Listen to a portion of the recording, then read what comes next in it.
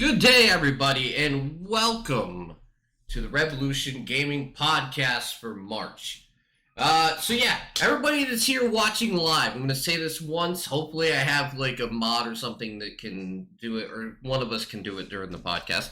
If you're here, exclamation point giveaway, and we will give away keys at the end of the stream, just like we do any other time. But the people watching this other places, welcome. And I'm going to get the guys in here, and we're going to get started. Obviously, we're going to start off with the joke game. But you know what? The funny thing is, the podcast is the joke. It really is the joke itself. How's it going, guys? Yeah, How are ya? I'm doing all right, I tell you what. I tell you. All right. So, as always, we're going to start with the joke games. And this month, we have a couple good ones, I think. And a couple bad ones, because most of the time the joke games are funny but bad. All right, so let's start out. We're not going to start out with the best one. We can't do that. All right, so we'll start the worst one then. We'll start out with my bad one, and then we'll do James, and then we'll do Grace. So we're going to start out with this wonderful game called Bear Cycle. It is the best and most highly anticipated game of the year. Clearly. Yeah. It's unbearably fun. Insert cricket noises here. Amazing acrobatics. I mean, come on. It's saying it in the trailer. Bear reading the trailer. Yeah, bear wildering combos. But yeah, the worst part is I've seen Flash games that look way better than this shit, and it's hilarious. It's hilarious to me. You can create custom levels that look like shit. How do you like your shit? Hot or fresh? Hot and fresh, just for you. I'm gonna get sued by McDonald's. Now, if you want this abomination of a game, it comes out March 3rd. And if it costs anything, it costs too much. Alright, what's the next game? Alright, let's see. What's James got for us here? Ooh. I have a Meme Hunter. Okay, this looks like Call of Duty. I saw this too when I was scrolling through the list. I was like, yeah. Basically, like you, as far as I can tell, like the top right is like a little picture, and you're trying to come through, and you're trying to build this picture by picking up different pieces, which can help you like acquire the kind of picture. But then memes attack of the memes. Oh my god.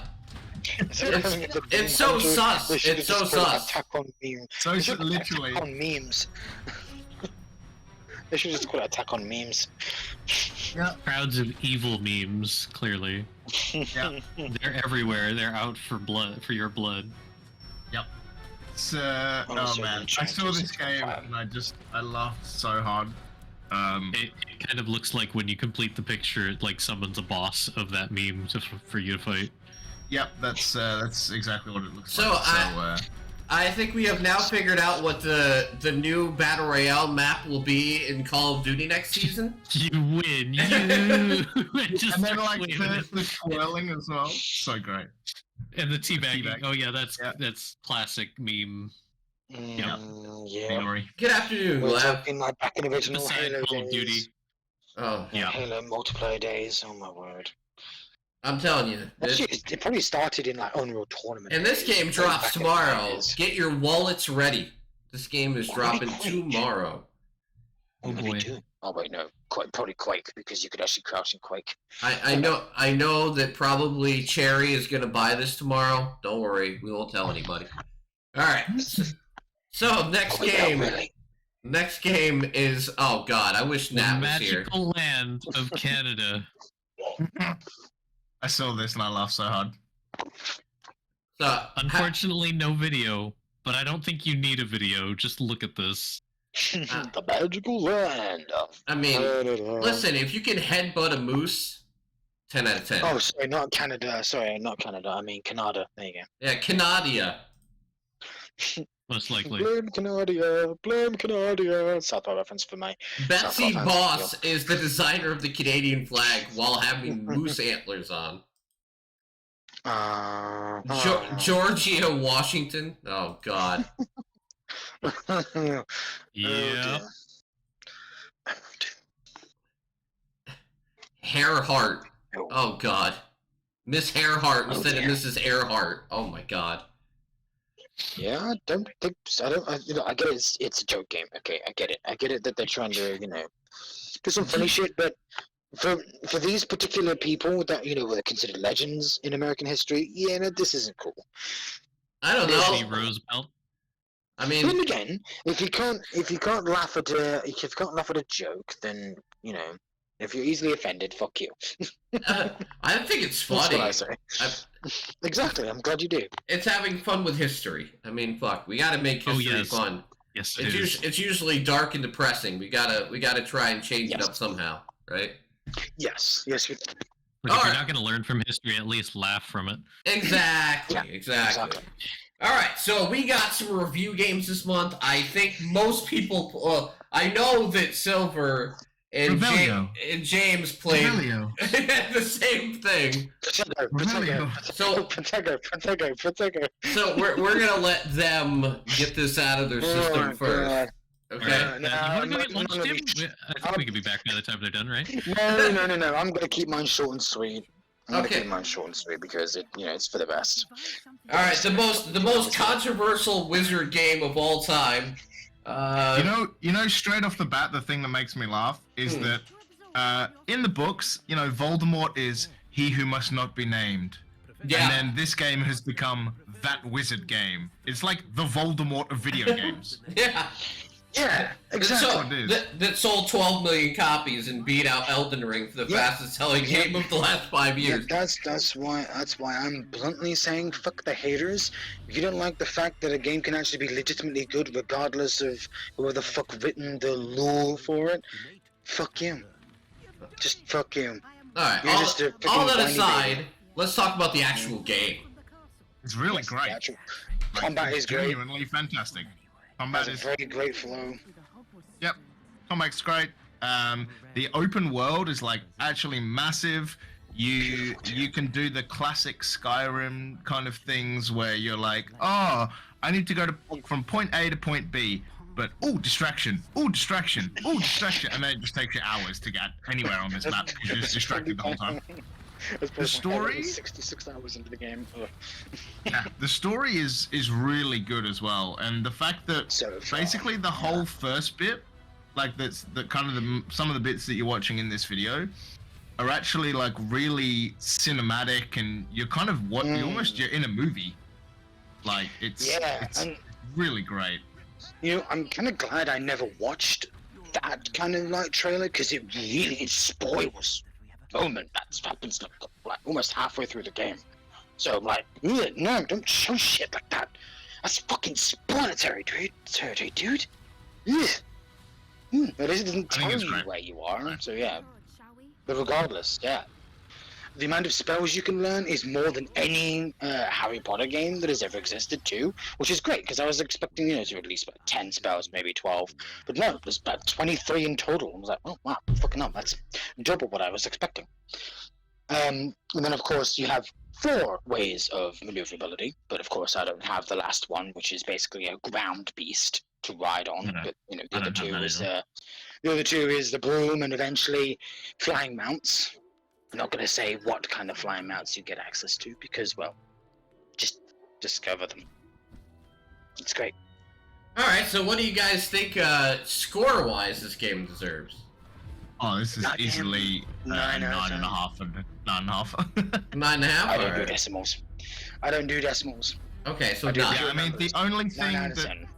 the only thing that stops it being a 10, there's some bugs. There are, Like yes. obviously, I got a occasionally you have camera weird bug. things that you have to like reload because something broke, I, which happens I got a- occasionally.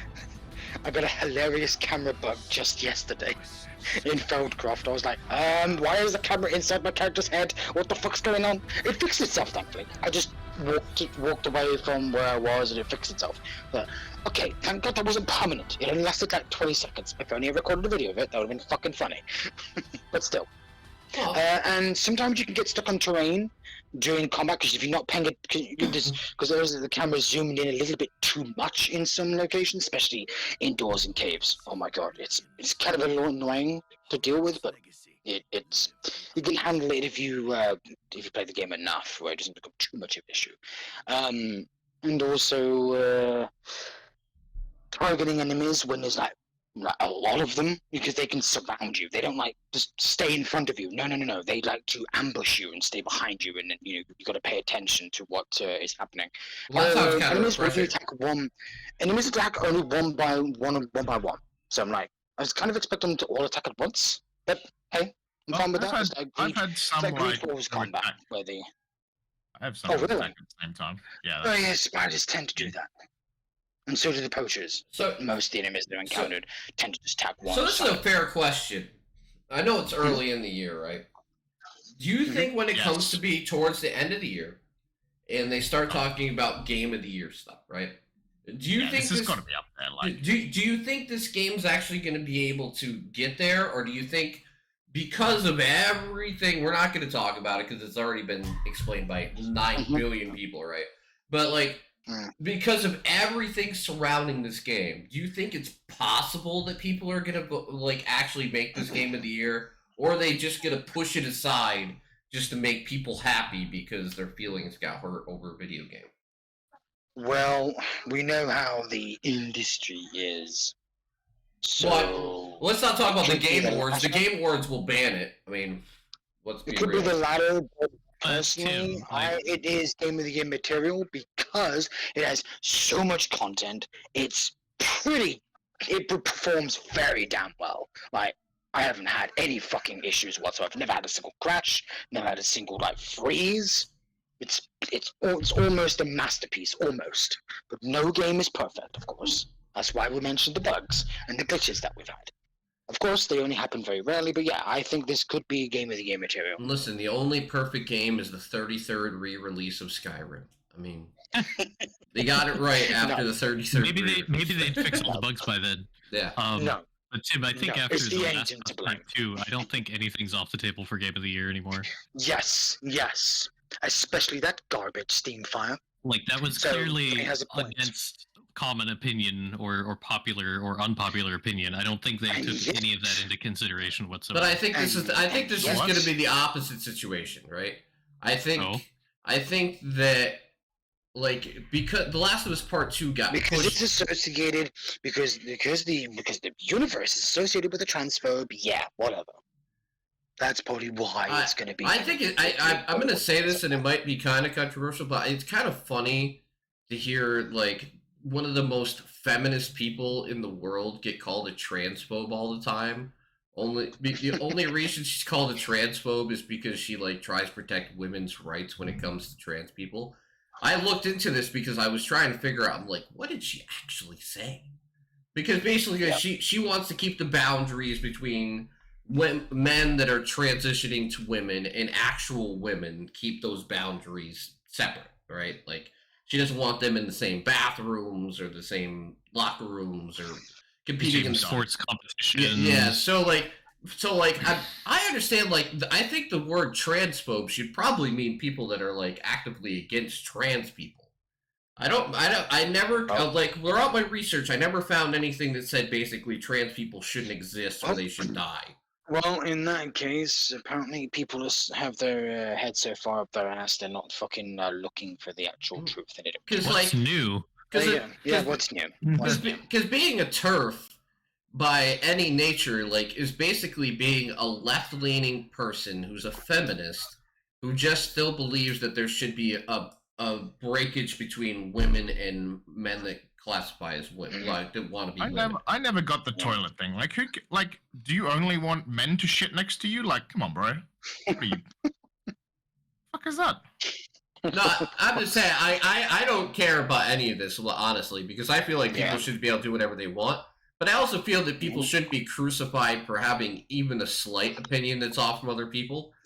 The Yeah, thing, I know that. Yeah, but like I said, like, you know, for me personally, I don't care if, you know, somebody goes and shits in the toilet that's like somewhere down the line for me.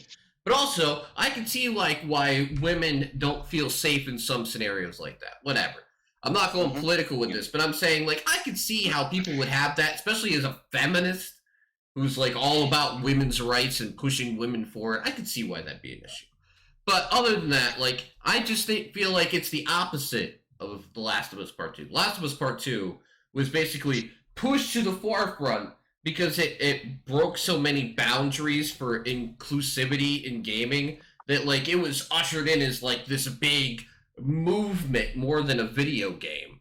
And with Hogwarts Legacy, it's almost like it's going to do the opposite because it's not for that, and it's like labeled as basically a transphobe created game that it's just going to push like everything back, right?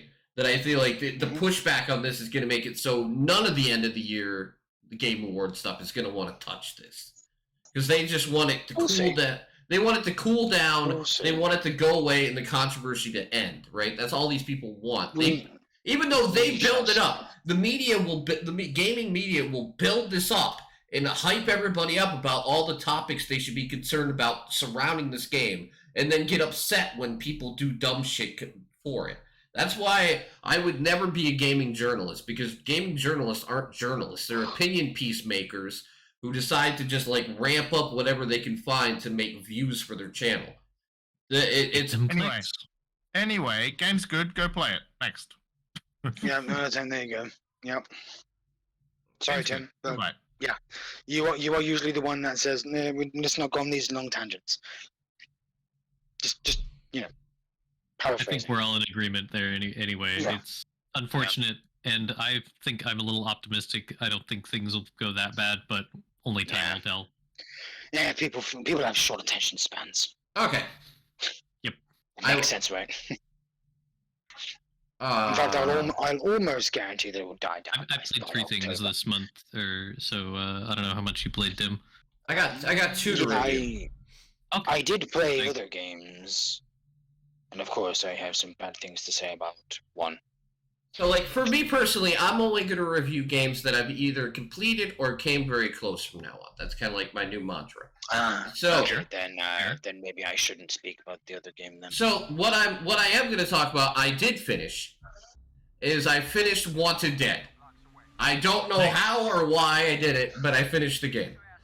Okay. So all right, then Tim, tell us. Okay. So do you like Ninja Gaiden? If you do, Never played it. if you do, then you'll understand the difficulty that you are going to run into in this game. If you like the swordplay of Ninja Gaiden, you'll probably like the game. Everything else around the game is either weird or poorly done. But the problem is that the game automatically makes you understand that you shouldn't take it seriously, right? So this is the problem with trying to like review this game that I've ran into, right? Would I recommend that you buy this game at $60? Absolutely not. Absolutely not. But if it was $25 or $20 on a sale, would I tell you to pick it up because it's fun to play? Yes. Maybe. The mini games are hilarious for me personally. Like there's a karaoke one, an eating one, like a crane game one. They're pretty funny, and the dialogue for how fucking off the wall it is like almost B-movie deadpan like delivery. So like, is this game a AAA game? Absolutely fucking not. But I do find there to be actually things about this game that is great. When the combat when you figure out how the combat works in this game, which doesn't take very long, when you figure out how to make it work for you, it has some of like the closest to John Wick style combat I've seen in a video game. Okay? When it works, I'm not going to say that it always does, because that would be an absolute lie. I heard the soundtrack is pretty good. Yeah, the music is pretty good as well. You're right. So there's pros and cons. Pro, combat. Combat's good. Guns, even though like the enemies are spongy, I know a lot of people hate that. I get that, but it's kind of like it's spongy except for when you go up and slice them to death, because then their arms come off and they don't shoot very good after that. They don't shoot at all. Yeah. So. Yeah, so right. And then the dialogue is bad. The story's like almost non-existent. But the bosses are incredible. The bosses are really well done. And the mini games I find enjoyable. So for me, this is like the highest I can only give it a 5, right? I can only give it a 5, but I could give it a 5 of like if it becomes available to you in some way, shape, or form that is cheap, or Game Pass, or PS Plus, or anything like that where you can play it without any, like, full investment in it, give it a shot, because I imagine you'll find some things that you enjoy about it. There, that's my... I was trying to find a good way to review this game, but that's about as good as I can do with it, so... That's your 2 cents. Yeah. It sounds like it's kind of got Yakuza writing. Yes, very Would that much be so. accurate? Yeah. Just like... I don't know if you should compare this to Yakuza. Jesus fucking Christ. Why? I don't think so. The writing in the mini games are. Like the writing of the minigames screamed Yakuza to me, and this, to be fair, this is coming from somebody who has not played Yakuza. Just disclaimer there. I've seen gameplay of Yakuza, but yeah, but Yakuza games have higher quality of production. Oh my goodness. sure. That's I'm why I just said talking you about can't the writing. This is a... Okay, let's put it... Even This the is... writing you can, because they're not made by. This isn't made by a Japanese studio, is it? Yes, it is. Oh, it is. I was Yeah. gonna say, shouldn't it be? I mean, it's Dead or Alive, Ninja Gaiden, and what was the other one? It fucking they is. advertised? Yeah, it is. Well, so who's the developer? Because I can't see the text. Soliel Ltd. Yeah. I have to look them up. I mean, hell, they made Dead or Alive, dude. What? They made... Team Ninja. It's Team fr- Ninja made Dead or Yeah. Alive. What If Dead is a new hybrid slash shooter from the makers of Ninja Gaiden and Dead or Alive.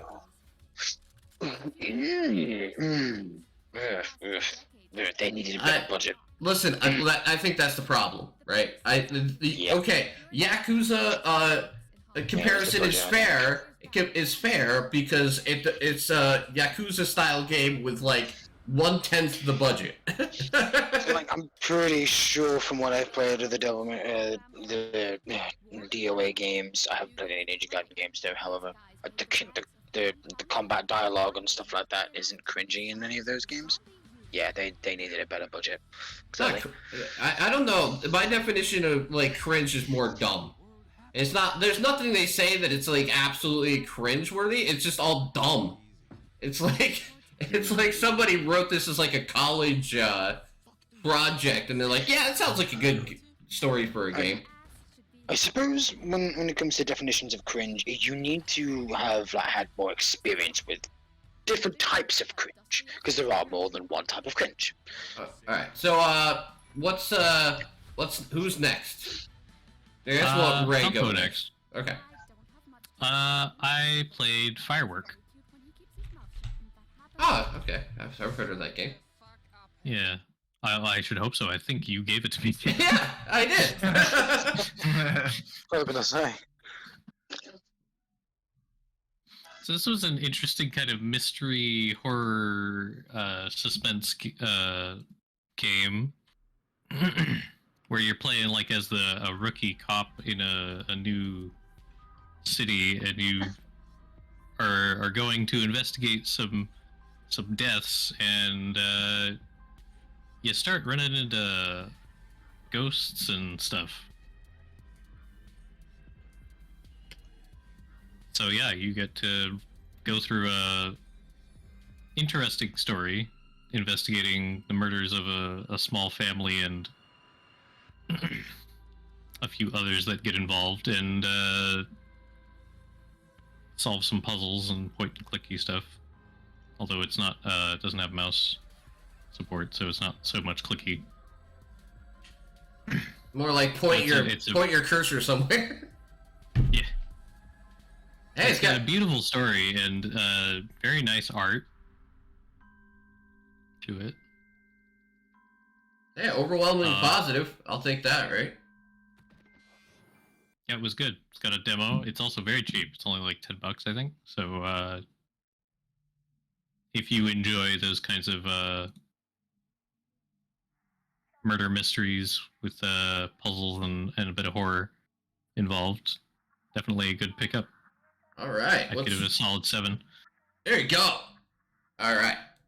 So we're gonna give James his second chance now. Go ahead, James. My second chance. Yeah. Yeah, so what the other game that I played this month was called Occupy Mars. So I kickstarted this game, and I also got a key from Keymailer, so I actually have 2 keys. Dos Kios. Occupy Mars, the game. It's a lot like Planet Crafter, which I have talked about on this podcast multiple times in the past. It even tells me it's similar to Satisfactory. So, it's, technically a bit of both. It's, it's kind of got a similar vibe. Like, I've played the tutorials to try and understand how this game works, because I was playing without it, and man, that was confusing. But it's basically, it is what it says on the tin. You occupy Mars, and you turn it from this red rock into like a terraformed planet. And the funnest part is you have a little buggy, and you can drive the buggy, and the buggy gets a trailer, and then on the trailer you can attach stuff like a drill, and then you can like drill rocks, pick things up with this little claw, put them in the buggy, and then go and like refine them later. And you can do a greenhouse, and there's like, you got to match your electricity up, and you can make solar panels to generate you more electricity. And then you can find abandoned places, and then you have a little welder, and you can like weld them down for parts. Yeah, it's really fun. A lot of this stuff that you can see in the trailer I haven't even got to yet, because I've still been just enjoying the tutorials.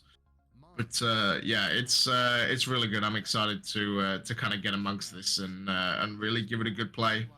Kickstarter just finished, so unfortunately you can no longer kickstart this game.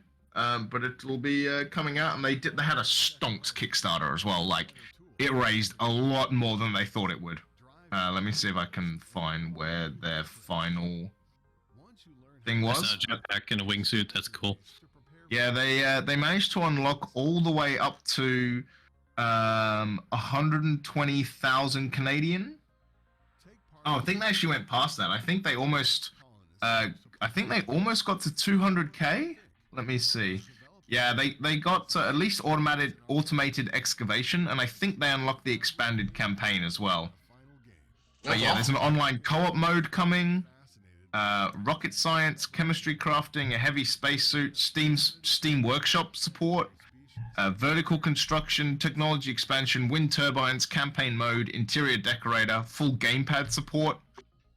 Yeah, there's a lot of things. And there's also a Occupy Mars colony builder, which is for Android and iOS.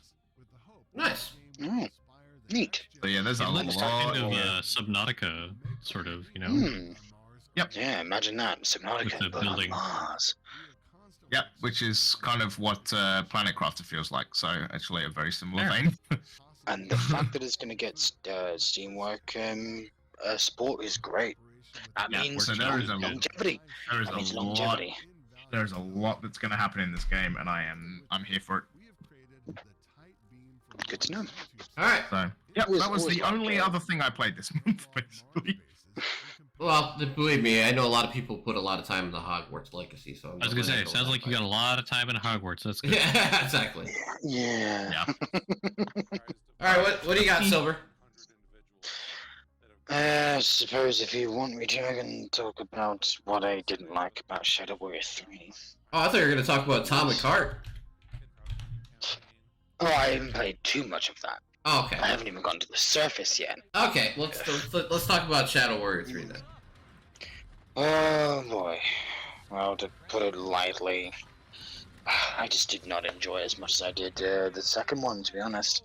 Just, the movement feels off for some reason. I don't know why. I don't know how I can explain it.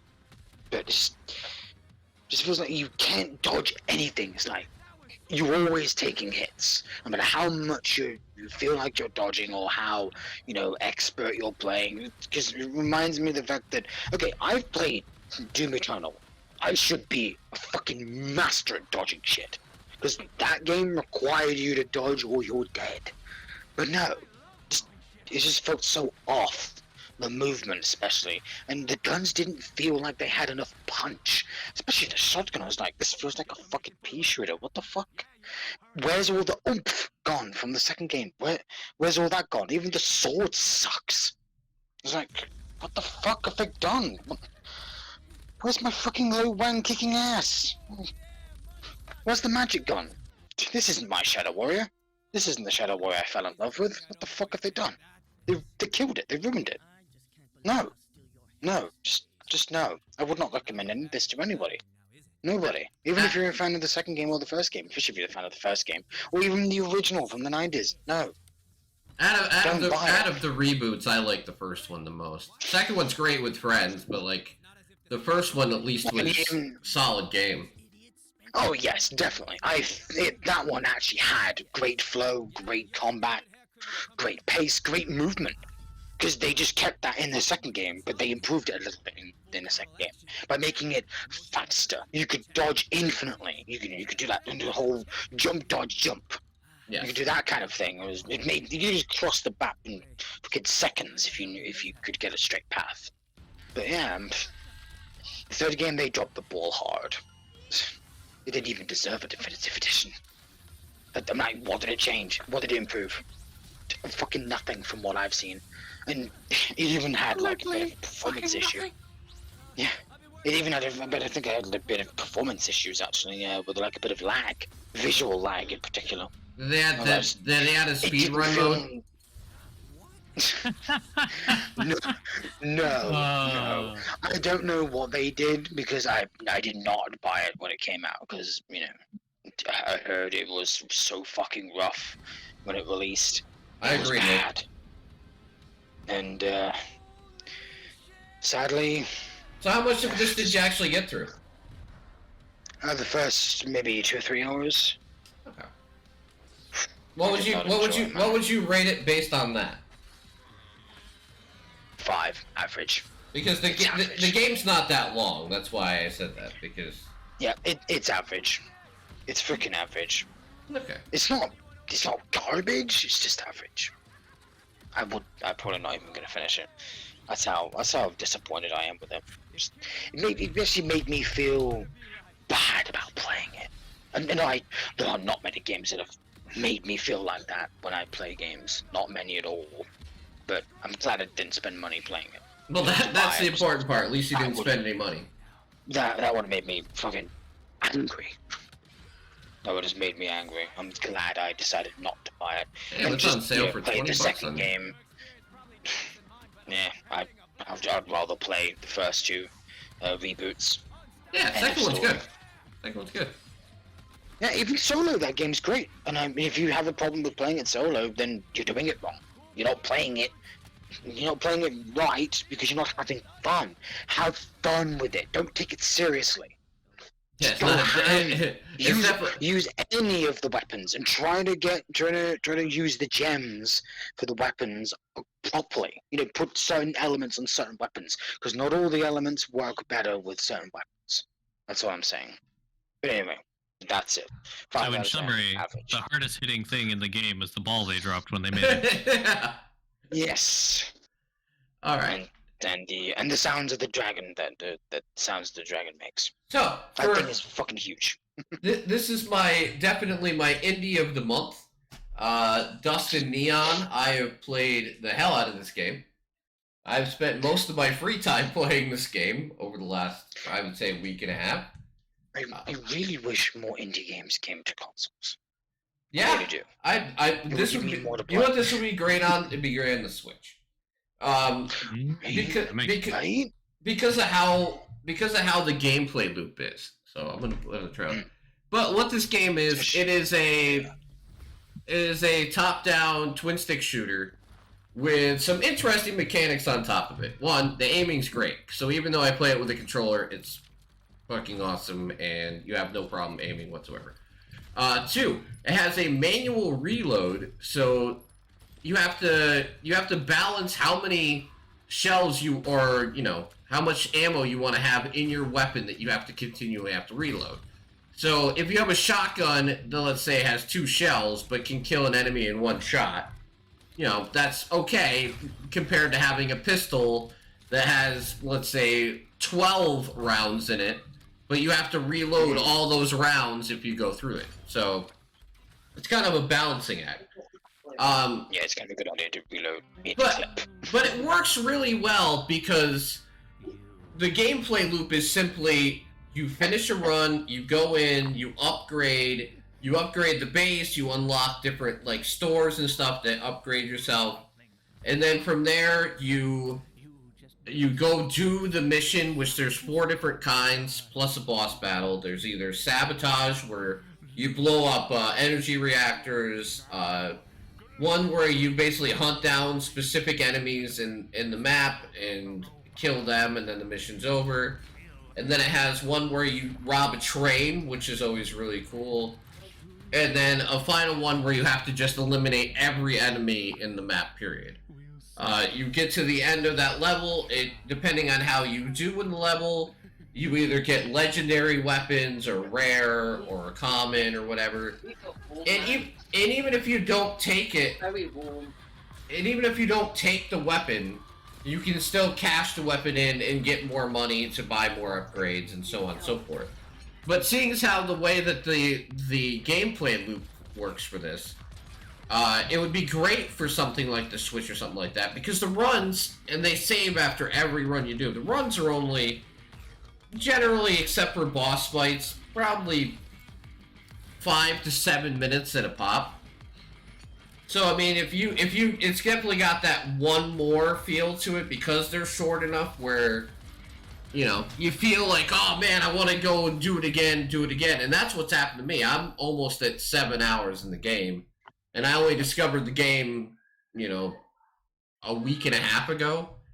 So yeah, like I get into this routine and you build your character up, and even though you only need to make it like rank 22 to fight the final boss, I'm at rank 26 right now, still trying to get more built up so I can actually defeat the final boss in the game. So yeah, for me, this is excellent. It runs great, no crashes, fun mechanics, great gameplay loop. It's a solid 8. The only criticism I have for the game is the price. Honestly, I feel like $30 is a lot for this style of game. But I will say this: if you can buy the game on any sale, even if it's 10% off or 20% off or something, it's totally worth it. I feel like maybe $30 is a bit high, but there is a lot of polish to this that you normally wouldn't find in an indie game that just drops out of nowhere. So, I gotta give the game credit. It's good, it's fun, but on the other hand, I gotta say that they're probably reaching a bit with the price. That's all. But it's definitely my favorite indie game I found on sale and buying it in a heartbeat. Hey, see, that's what I'm here for. That's why I do this. But yeah, I had a ton of fun when I played it on stream. So yeah, that's definitely my indie game of the month. And who else has got anything to review? Are we all done? I was actually curious if the news said anything about them adding more content. But yeah, if it's got a good foundation but a bit lean, that's not a bad reputation. I mean, the week it came out, it did have a 20% off discount. So, and believe me, I gave away a copy on stream because I emailed the developer after I got my key. I emailed them, they sent me a key right away and told me to give it away on stream. So obviously they're very nice and they're very generous. So they understand, that they're trying to get their game out there, and it's really hard for games like this to even get a spotlight at all. So hey, I appreciate them at least dropping me an extra key to give away when I played it, and I've enjoyed the hell out of it. So, Yeah, it sounds like with that kind of discount, they're probably going to be putting discounts frequently. Yeah, I imagine they are. Definitely keep an eye out. Yeah, so follow it. Follow the game, and when it goes on a sale, totally pick it up, because it's definitely worth it in my opinion. And I had a ton of fun with it, and I'm not even done yet. So, does anyone else have anything, or are we done with this? Yeah, I've got 2 more. Oh, you got 2 more? Okay. Well, I will say, like, just before you get on that, it does look quite a bit like Space Punks. Yeah. Which I played quite a lot of, like the kind of, yeah. Not so much like the reload thing, but the way the it looks and the way that it kind of plays and the kind of timing of each mission, yeah, it does feel kind of similar. Yeah, it's just a not free to play version, right? Because Space Punks is free to play. I guess it is worth talking about that reload mechanic, because that's not something you see in a lot of games, and it's a great expression of skill for players to experience. So if you haven't tried a game like that, this seems like a pretty good one to try out. Yeah, if you ever buy the game, just take my advice. Do not get a pistol with like 14 rounds in it. It is monotonous. I'm just pounding the X button. Yeah. Reload. Yeah, so like rifles on the other hand are like crazy useful in the game, because usually they have 4 rounds and you can fire from all the way across like a building and just snipe people away with it, and it is deadly accurate, and it's great. So that's my recommendation: shotguns and rifles for the win. All right, so what do you got? What do you got, Ray? Sizable. What's that? Sizable. Sizable? Oh, sizable. Sizable. This is an old one I got off Humble, I think. Business Goose Studios. a very small, shall we say, puzzle game where you can resize objects in a little scene by using the scroll wheel, and you just kind of interact with things, resizing them and solving puzzles to find 3 totems in each level to progress. Each level also has a hidden turtle in it. And once you beat the game, there's a bunch of secret levels that you can unlock too. It's cheap. It's a pretty decent amount. How much time did I spend on that? Like 2 hours? I think it took me 2 hours to get through all of it. I have not gotten all the achievements though, so there's still a few other things. Such as apparently some seasonal levels that only show up during certain times of the year, so some replay value there. Oh, and it even has a speedrunning achievement, I think, for like getting everything in like under an hour or something. I forget what it is. Anyway. Man, they didn't even charge you extra for that? No, I didn't have to buy the deluxe edition for that. No. This is gonna be my underlying joke the whole time. Sorry. I'm all for it. Yeah, but yeah, that's stupid, and games should not do that. We'll talk about that later. Yeah, we will. I'd give it an 8. It's cute. It's relaxing. It's fun. It's interesting. And it's 60% off. It's 60% off, and it's already pretty cheap. So. All right. There you go. All right. So what's your last one? I believe this is another one I got off Humble from a while ago, which is Titan Souls. Ah, yes. I've actually played that one. But you might guess it has Souls in the title. Yes, this is probably because it's inspired by Souls-like games. It is not easy. Gee, you could have fooled me. You have a dodge roll, which doesn't have any invincibility frames. It's just to get around faster. You have a bow, and you have one arrow. No iframes. No, you have one arrow, and it's basically a boss gauntlet. Yeah, you can recall the arrow when you throw it out. Oh, fun. And you go through a boss gauntlet. That is it. There's every fight has one saving grace is every boss gets one shot, so to speak. So it's kind of like waiting for that opportunity to kill the boss without getting killed yourself. Yeah, it reminds me of a game called Jotun. Yeah. Oh my god, I played Jotun. That is such a good game, actually. I should go back and complete that. But Jotun is really good. Yeah, it has, This- there's this some was hard. similarities to Yu-Gi-Oh. So how far did you make it? I actually did get through the game. I Oh, don't wow, think I that's- have fought every boss because I believe there is a significant number of secret bosses that you have to like play specific ways or unlock. And you don't need to beat all of the bosses to get to the final boss, but I did beat the final boss, and then there's a like continuation after that where you fight another boss that has like 3 stages. And I did that Oh too. yeah. And God.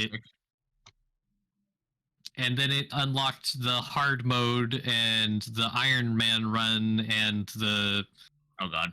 the no dodge roll run, and I'm like, no, I'm good, thanks. I'm this like, was- You know what? wait a minute, Actually, there's a hard- I'm I'm like, not wait a gonna minute, do there's a that. hard mode? There's a hard mode? I'm fine with Bullshit. things being challenging. I am not a masochist, thank you. But if you are, Listen. As long as it doesn't add let me tell Japanese, you, as long as it doesn't add Japanese hard mode. I don't know. Probably excuse me? all 3 modes combined might be Japanese hard mode. No, Silver, in 1 and 10, there's literally, after you beat it on normal, it unlocks I know. Japanese hard mode. I'm like, I know, I saw Angry Joe's review of it. I know, I'm aware. Yeah, I'm but aware. it's pixel art, so it's very simplistic. But the boss designs are very well detailed, and even some of them are Mhm. very 3D too. It's Yeah. got good music, and I must commend the level design. They do a fantastic job of like leading you through the open world, because it doesn't give you hardly any instructions after you get through the like, okay, here's how you roll, here's how you shoot, here's how you pull back your arrow, and then you're just kind of let go. And it does a great job of like kind of leading you through the world and giving you an idea of what you need to do next, and even leading you into some secrets if you kind of know what to look for. It's a very well done game, and if you are willing to slog through many deaths to, do a boss gauntlet, then by all means, this is definitely for you. For a pretty cheap price tag, if I'm not mistaken, too. This is again another $15. inexpensive one. Yeah. Yeah, definitely worth that. I'd actually give this like an 8.5 or. Yeah, Maybe there you nine. go. Awesome. All right, is that it I'm for? one of the only ones that don't do the sauce. I don't do them either. But is that it for review, guys? Okay, Yep. I'll take that as a yes then. All right. Yep. So yeah, the topic this month is pretty simple, and I think everybody in chat can pretty much have an experience with this as well. And we're just gonna talk about gamer burnout. Do you ever play a game so much that you burn out on it? Or do you Yes. ever burn out on gaming entirely? Like is somebody The former. who streams, Alana. if I end up playing too many games on stream over a long period of time and I don't take like an extended break, I do feel burnout. And like, of course, I think anybody feels it from a particular game at times, but I want to hear like their experiences. Like, do you have a game that you just get burnt out on, or do you like if you game every day, eventually you just need to step away and take a break? Yeah. I have been burned out on specific games. Well, the obvious ones are MMOs. Duh, who doesn't get burned out on an MMO? And some of the less obvious ones are, well, mostly RPGs, because obviously they're big, huge time sinks. Then first-person shooters, you could just go through within a couple of days if you are adamant enough of finishing them in a week. But yeah, I have been burnt out of specific games, but not in gaming in general. I've been gaming since I was 3 years old, so that's 27 years. Yes, 27 fucking years of playing games. I know. And counting. And Counting. counting. That's And not- counting. My father, though, he'd been gaming since you were born, Tim. in non-electronical means, but also electronical means as well. Yeah, I get it. Yeah. So I don't know if I'll ever get burned out in gaming, but maybe I will eventually because how things are going. Yeah. With the whole, fucking how Who knows? Well, big how gaming might get money burned out of us. sucking. Yeah. Yeah, maybe. How money sucking the corporations can be. at least we have indie games to always look forward to every now and then. So maybe not, because there's once in a while they'll come out an indie game that will blow us away, or just we'll love so much with it. We'll literally name it our game of the year, and it's an indie game, which just usually not exactly the norm, which is great. I hope it doesn't become the norm though, because indie games can feel special because of how much garbage there is out there and how much vaporware and whatnot. So, Yeah. so long as indie games can remain special and to us, then I'll keep playing them. Really, they will never get old for me. They will never be a part of the pit of hell that AAA games have become over the last decade and a half. Maybe even older than that. It Yeah. depends on the kind of studios and games that we're talking about here. But yeah, there you go. That's how I feel about it. All right. Who wants to go next? Sure. I'll go next. Okay. I don't really get burned out of super specific games. Like sometimes, like MMOs. Nah, that happens. Like when you just are like, oh, I just need to get this one thing that I'm gonna have to grind, forever for. Like, oh my god, I have to craft a thing, and actually every single component is time locked, so I can only craft one of them per day, and I need 20 of them. Yeah, that gets real old real quick.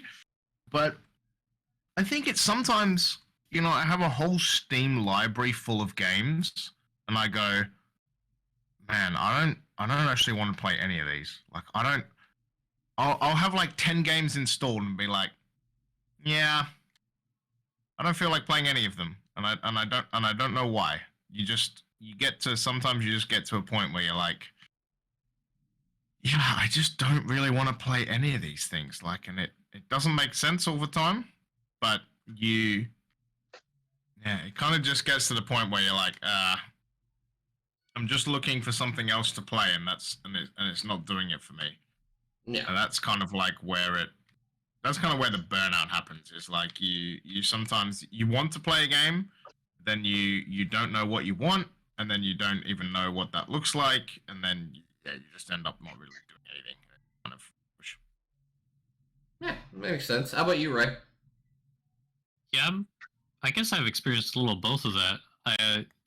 Like Silver said, there's your online live service games are really driven entirely by their content. So if they start running out on content, or it starts, getting to that serious end game grind where it's desperately trying to keep hold of you by forcing you to jump through a million hoops to get things, it starts to wear down on your nerves, and eventually I'm pretty patient, but so it doesn't happen as quickly. But eventually, I'll get tired of things. To be fair, I haven't played Warframe in a couple of years now, I think. Warframe, yeah.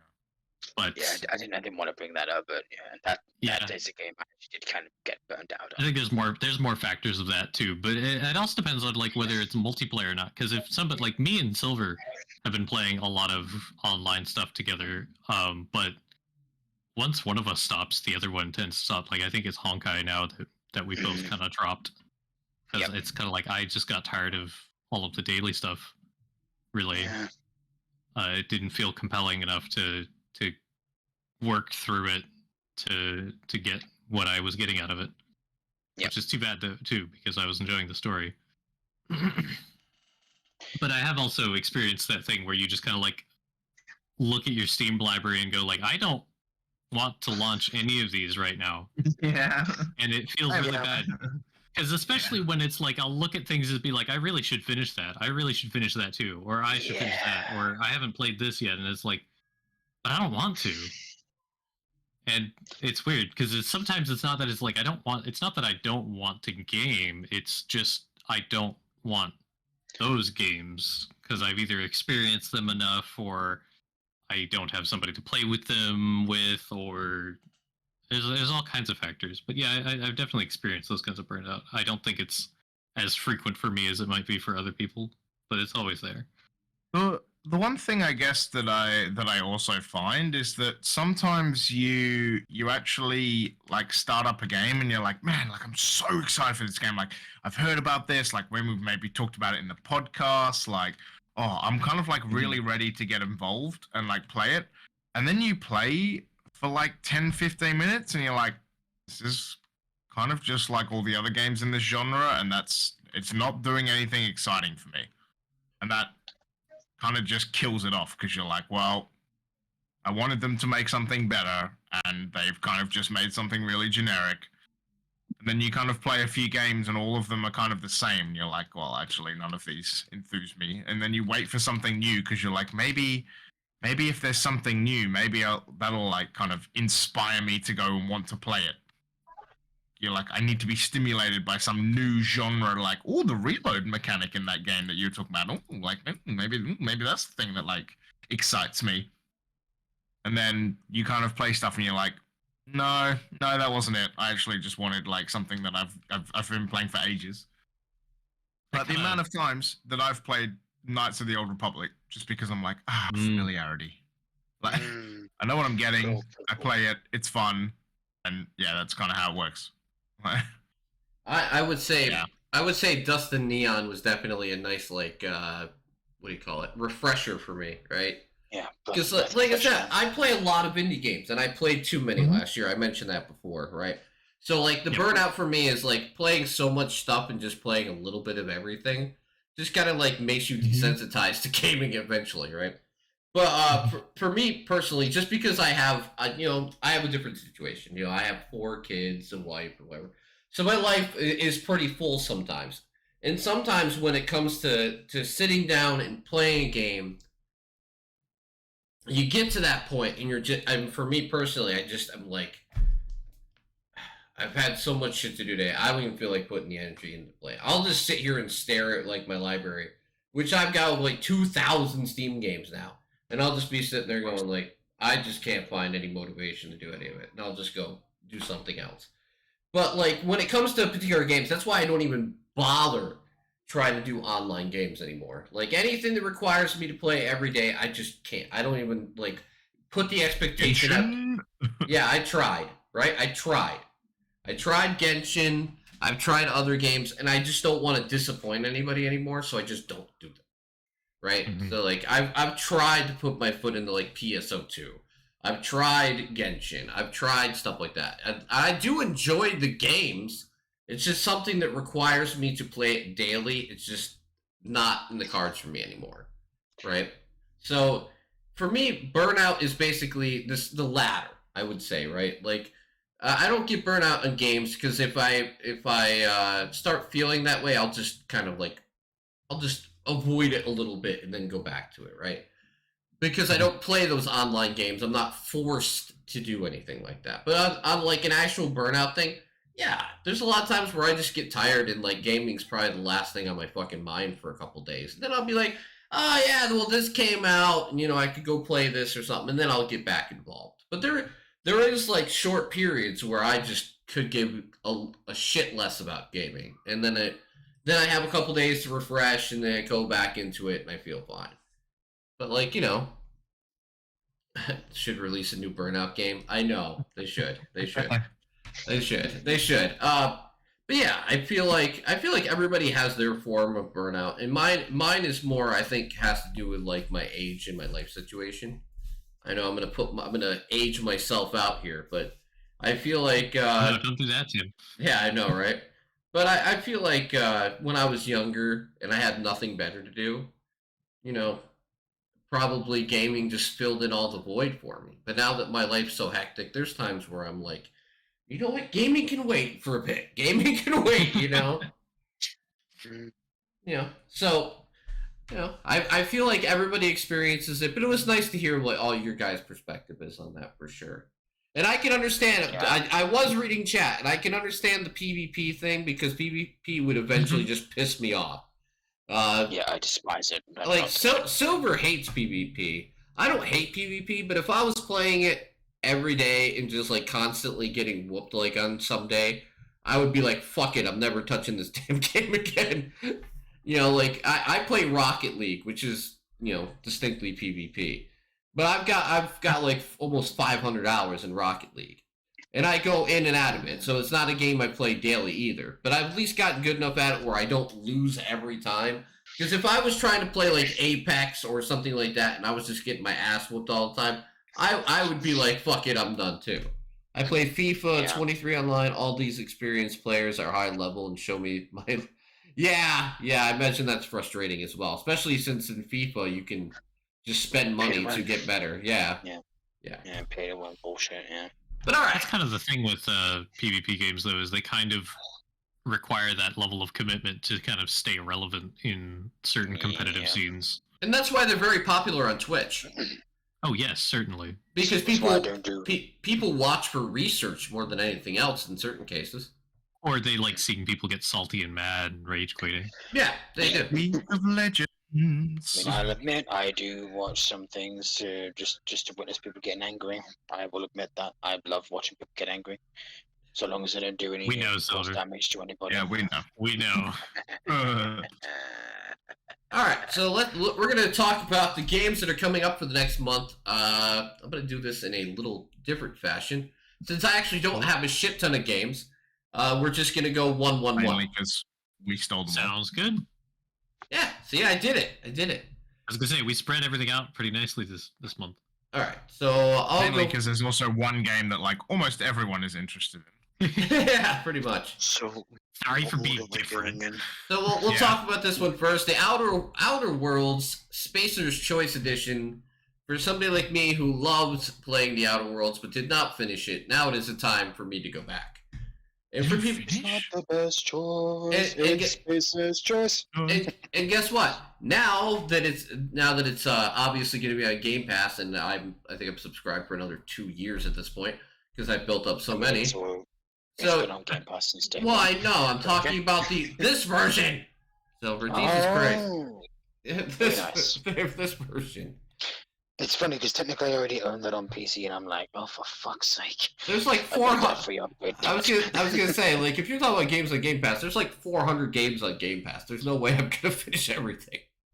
But yeah, I'm very excited to see, like, for me, the fidelity doesn't matter, but I'm happy that all the DLC is included, and they did a lot of quality of life stuff, and I could have saw this coming because it's kind of a typical thing nowadays. Yeah, I'm happy there's a definitive edition of the game to finally play.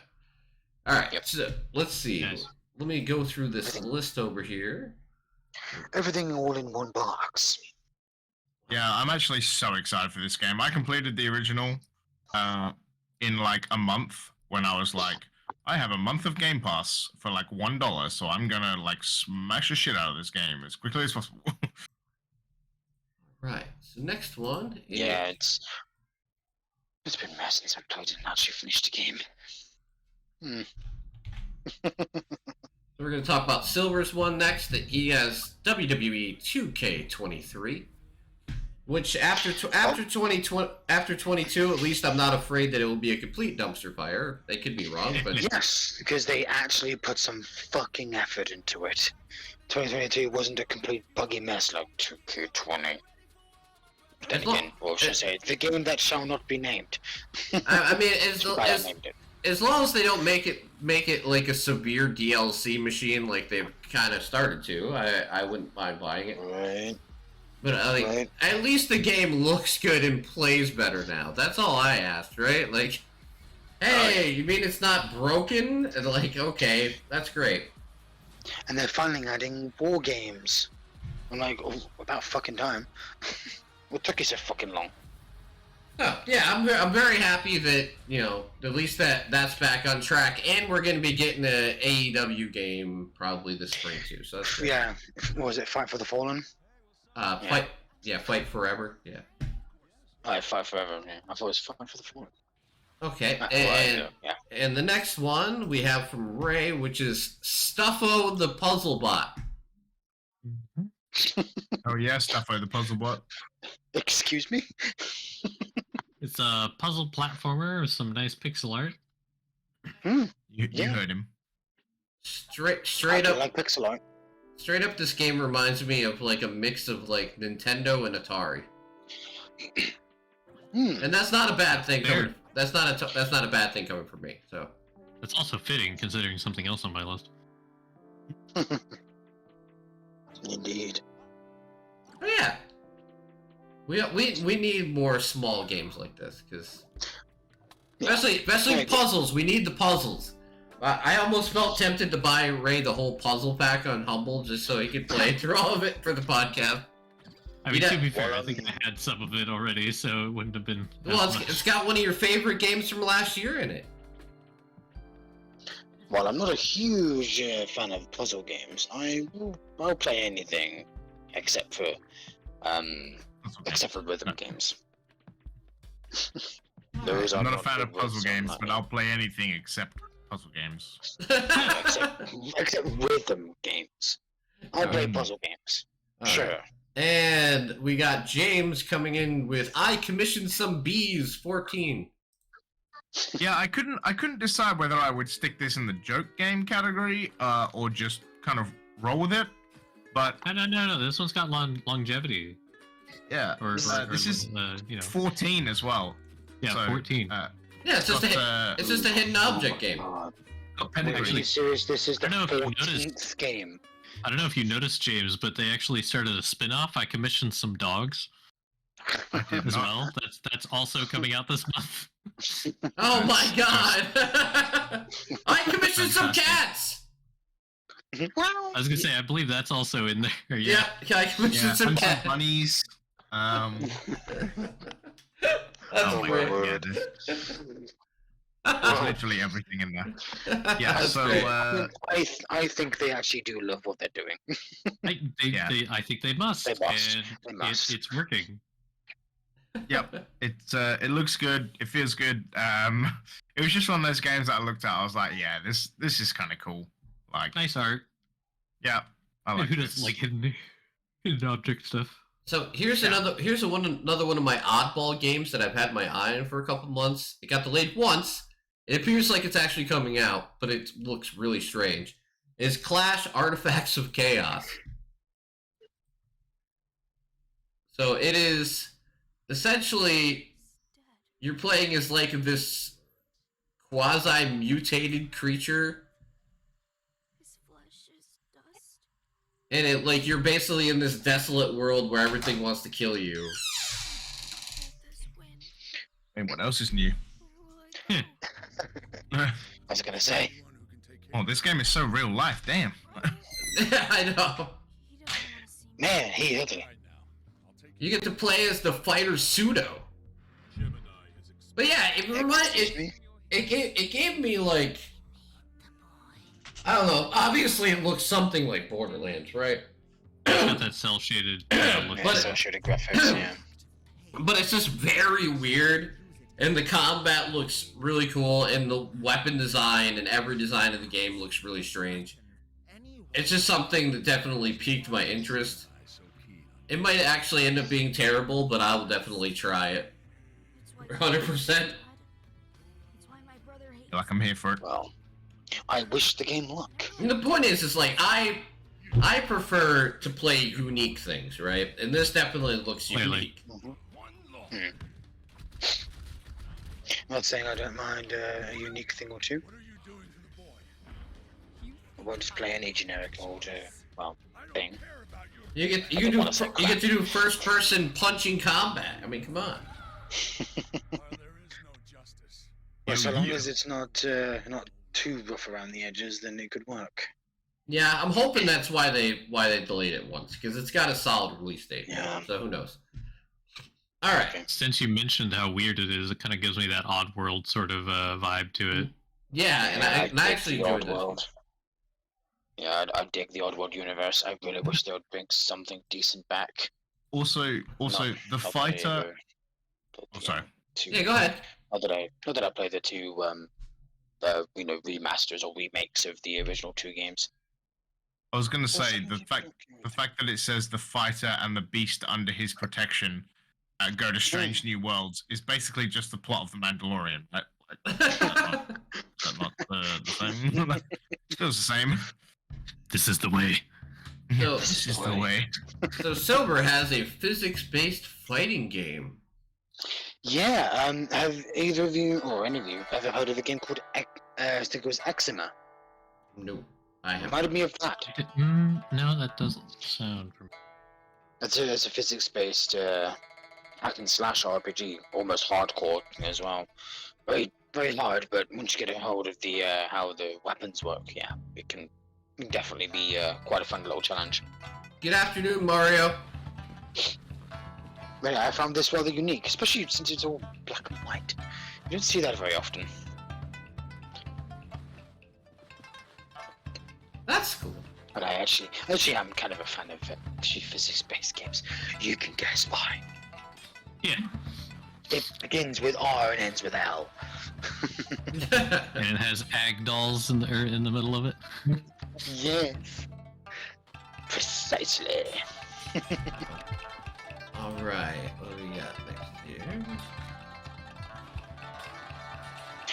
Yeah, it's Wuji Dao And Yen. Yeah.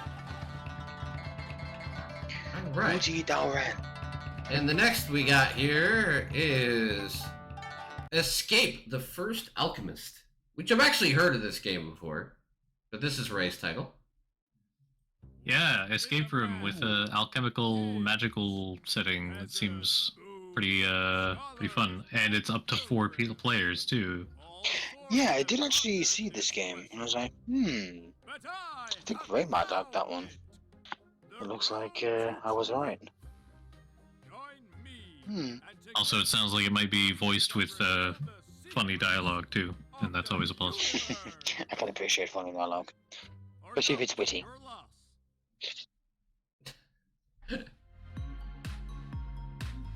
I mean that. Mhm. So it's basically an escape room alchemy game. That's interesting. Oh, that's cool. Yeah, that's Oh, I interesting. missed that. Oh man, I don't know, you that tell actually me. that looks I think sick. it's rather unique, actually. I don't think. I've Oh, ever you know heard of what? a game You know what this Maybe reminds me maybe of? you guys were too Hogwartsed out, so everything magical just kind of like slid past your eyes. You know what Yeah. this actually reminds me of? Speaking of, Funny. this reminds me of like We Were Here, Oh yeah. Mm. Yep. Yeah, which those is made games by are on, made by a Dutch some Dutch peeps. yeah, those games are on Xbox. Maybe I might pick one of them up. They're also on Steam. I Crossplay, think, now that I think for- about it. Yeah, I think so. Also, I think the first I one's don't know. free. Like, I believe they're both free because they had they made a sequel to that if I'm not mistaken. there's like 3 sequels now. Oh, is Wow. it now Let's free have now? a look. Yeah, there's like We Were Here 2, We Were Here like 3 and 4, and We Were Here again or something. Like, there's loads. Yeah, so the whole bundle of 4 games is 25 quid, aka 30 Yeah, bucks. we were here forever. We were here. We were here too. We were here together. We were here forever. They do have cross-platform. Yeah. There you go. Intriguing. Good to know. Alright then. I'll keep that in mind. Next one from James is. Oh, go ahead. Yeah, I saw this game, and I was so intrigued. And this trailer is like kind of gnarly as well, actually. Aquaphobia. Yeah, I also Like, somewhat it's curious so about this game. atmospheric, and it's like it's about a breakup, and then you go through like different water rooms and stuff, and man, there's like a lot going on here on like a psychological level. I'm really kind of here for it. considering it's about fear about water, yeah. Makes sense to me. So Huh. yeah, it looks really quite cool actually. I'm really interested to see what it's like. So Definitely got yeah, atmosphere. it like piqued my interest because I was like, man, like this looks like really interesting. So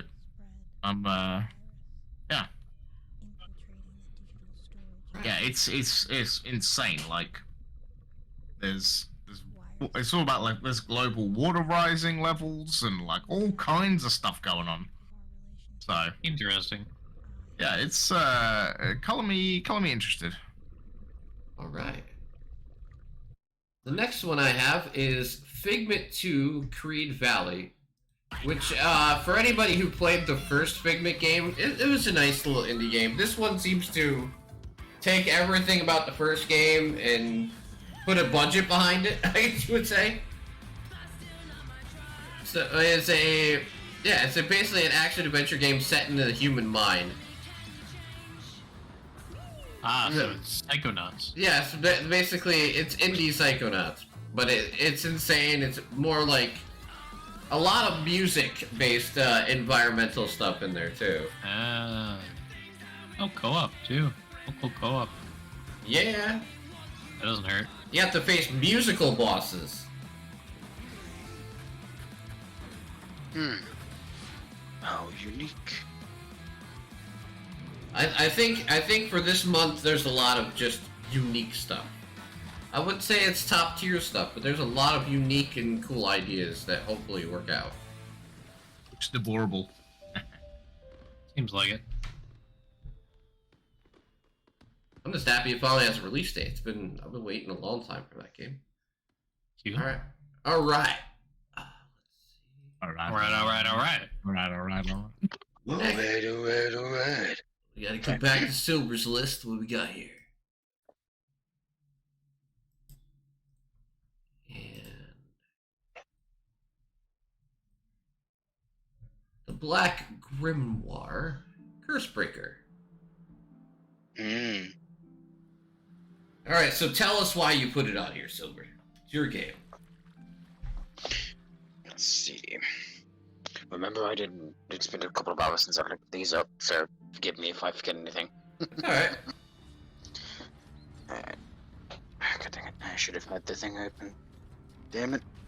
I should have had Steam Story-driven open. medieval fantasy adventure inspired by old-school RPGs of the past. Explore a sprawling open world, converse with its many inhabitants, fight its varied monsters, and unravel the story of, was it Rothar? Yeah. Aracrest, the cursed lord to the remote woodlands of Imberthale. I like the way it sounds. I'm not sold on the way it looks. I will be honest. Yeah, it's a little bit more on the, older look, isn't it? It looks like the particle effects aren't too bad, but the It's level design and character design is kind of minimalistic, not necessarily basic, Well, but minimalistic a bit. It's in early access, so I'm sure things would improve later on down the line. I hope. Possibly. Possibly. Yeah, it definitely Still based on definitely doesn't look terrible. It looks fine. It looks like an early access game. It looks like an early access game. Does it have multiplayer? Yes, it does. It does? It says They call single it player on the social. side. Does it They call it a have... social multiplayer game. Huh. Oh. As a demo. That's unique. Yeah, meet other players in towns, taverns, etc. Okay, so basically you can run Oh, into you can other... only interact via chatting, but you can't actually do anything with each other. Oh, so it has no party system. unusual. So it's a social. You can socially interact through the game, but you can't play together. Oh, So it's- at least it nullifies griefing. I guess so. Yeah. You cannot grief in a game like that. Like, yeah, because you could just choose to ignore them. They Exactly. can't do shit. Next one on the list, we Hey, have Rashid. Little Garden. You should have expected at least one of these from me. I would be disappointed if there wasn't. I'd be disappointed if there wasn't. To be fair, it's not every month they necessarily have a nice minimalistic game to play. Indeed. Just for you. Well, this one's about farming. You get like cards that you can use to build a farm, and you harvest and sell the crops, and then expand your farm and repeat. I guess Oh, I like this. a little bit of strategy, a little bit of Oh, because there's simplistic like pixel arts and stuff. 3 days to rent. Too realistic. Sorry. No, not rent. Too much realism. Yeah. 0 out of 10. I'm broke. All right. Well, I'm assuming since it's so minimalistic, even if you're broke, it's not going to break your bank to. I imagine you're correct. Hey, listen. Obviously, a lot of people play these games, or they wouldn't exist. That's what Right. I figured out at this point, right? Like, Yeah, basically. Yeah, like there's an audience for everything. Like those Occupy Mars games. Like the reason there's such a high amount for the Kickstarter is there's people that want that type of game. You know. Yeah, man, 120,000 Canadian dollars is not to be sneezed at, even if it is Exactly. Canadian dollars. Exactly. No offense, Canadians. So the next one we have is delete after reading. Yeah, They do. so They understand. I'm pretty sure that I actually played a very similar mobile game to this, and this seems like super interesting to me. I might even download the demo if I have enough time between all the other like bajillion things that I do. And yeah, it's kind of like a point and click thing, but also like a puzzle thing. And yeah, I'm kind of interested to try this out. It's a little indie game. You become a secret agent.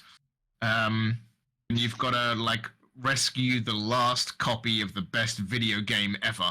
That's like the premise. And I'm here. I'm glad. We need to save that. Yeah, the best. Not even a tribute.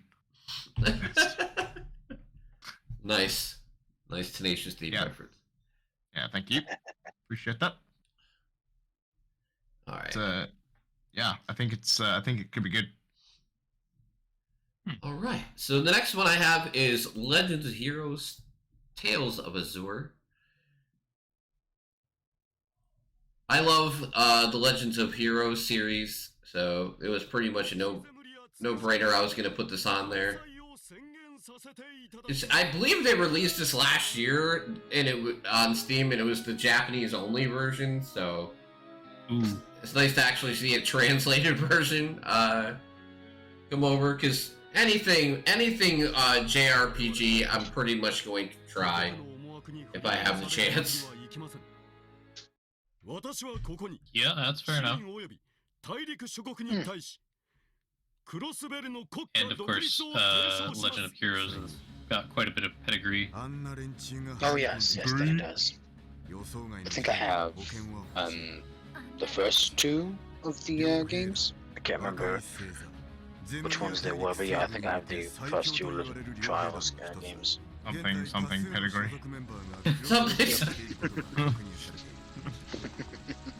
Alright, let's see. We need to do one of these podcasts with like a bingo card at some point. Pedigree's Yeah. gonna be on the bingo card. Every time someone mentions like, oh, the pedigree. It's got pedigree. Bingo. Pedigree. Ev- It's like, oh my god, number 3? Oh, better have pedigree then. Like, So we're gonna have a drinking game where every time Ray brings up a puzzle game, we have to drink. Oh no. I'll be wasted by the time I'll be wasted. Wait till April. Oh god. All the puzzle games come out. It's like, okay, I've got 28 games on my list. What? Good. All right, so Silver, explain why Stars Arisen is on your list of games.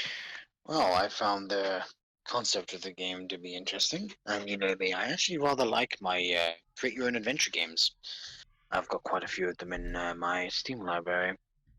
I just like having many a choice, even though they usually make me contemplate my choices. I'm like, damn, should I restart this because I think I made the wrong choice?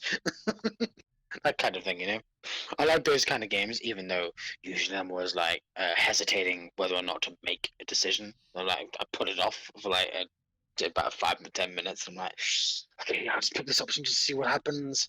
If nothing good happens, I'm like, okay, restart. That's why. I don't know if So anybody these guys else have, too much here time. experienced this, but when I was a kid, I used to have the books where you would start reading Yeah, a yeah, yeah, story, yeah, yeah. and it would be Go to like page 56. Yeah. Go to page 3. Yeah. Go to Oh, page man, I love 27. those. I have Yeah. one of those. Yeah, Well, my actually, I didn't have mother, one of those. I borrowed one. yeah, my I had mother multiples. actually gave me one of those. I love It those. was like it was like a fantasy styled create your own adventure book. I can't remember the name of the setting, but it was a huge chunky book, like a couple of I don't hundred pages know. long.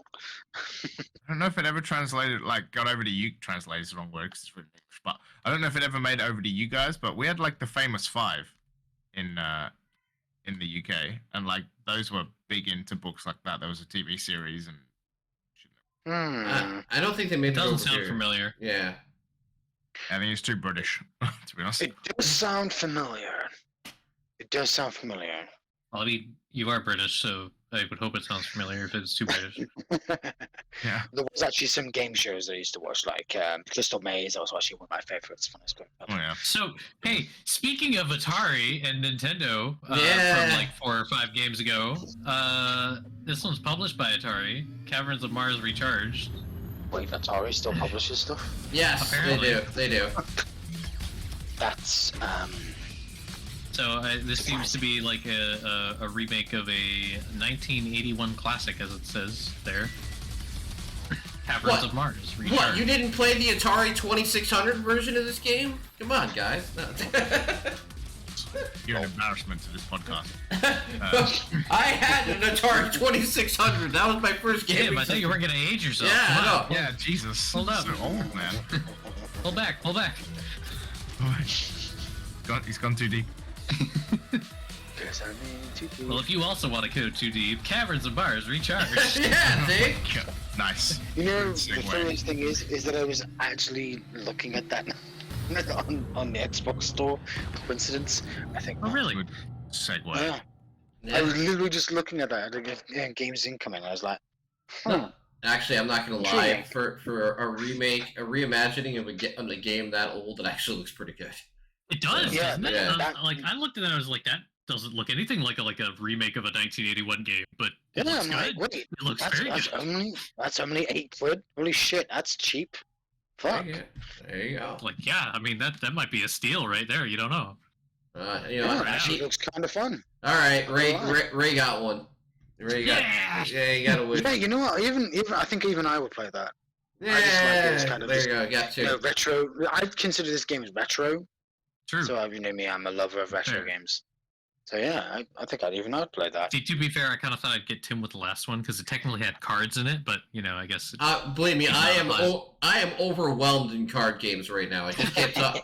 No, they're not Sounds out. like, please, no more. I have a game called Aces and Adventures that comes out next month that I'm already playing, and I have a game called Deckham, which is a solitaire boxing game that I've been playing as well. Oh my goodness, that is a great Excuse me? title. Can we just say?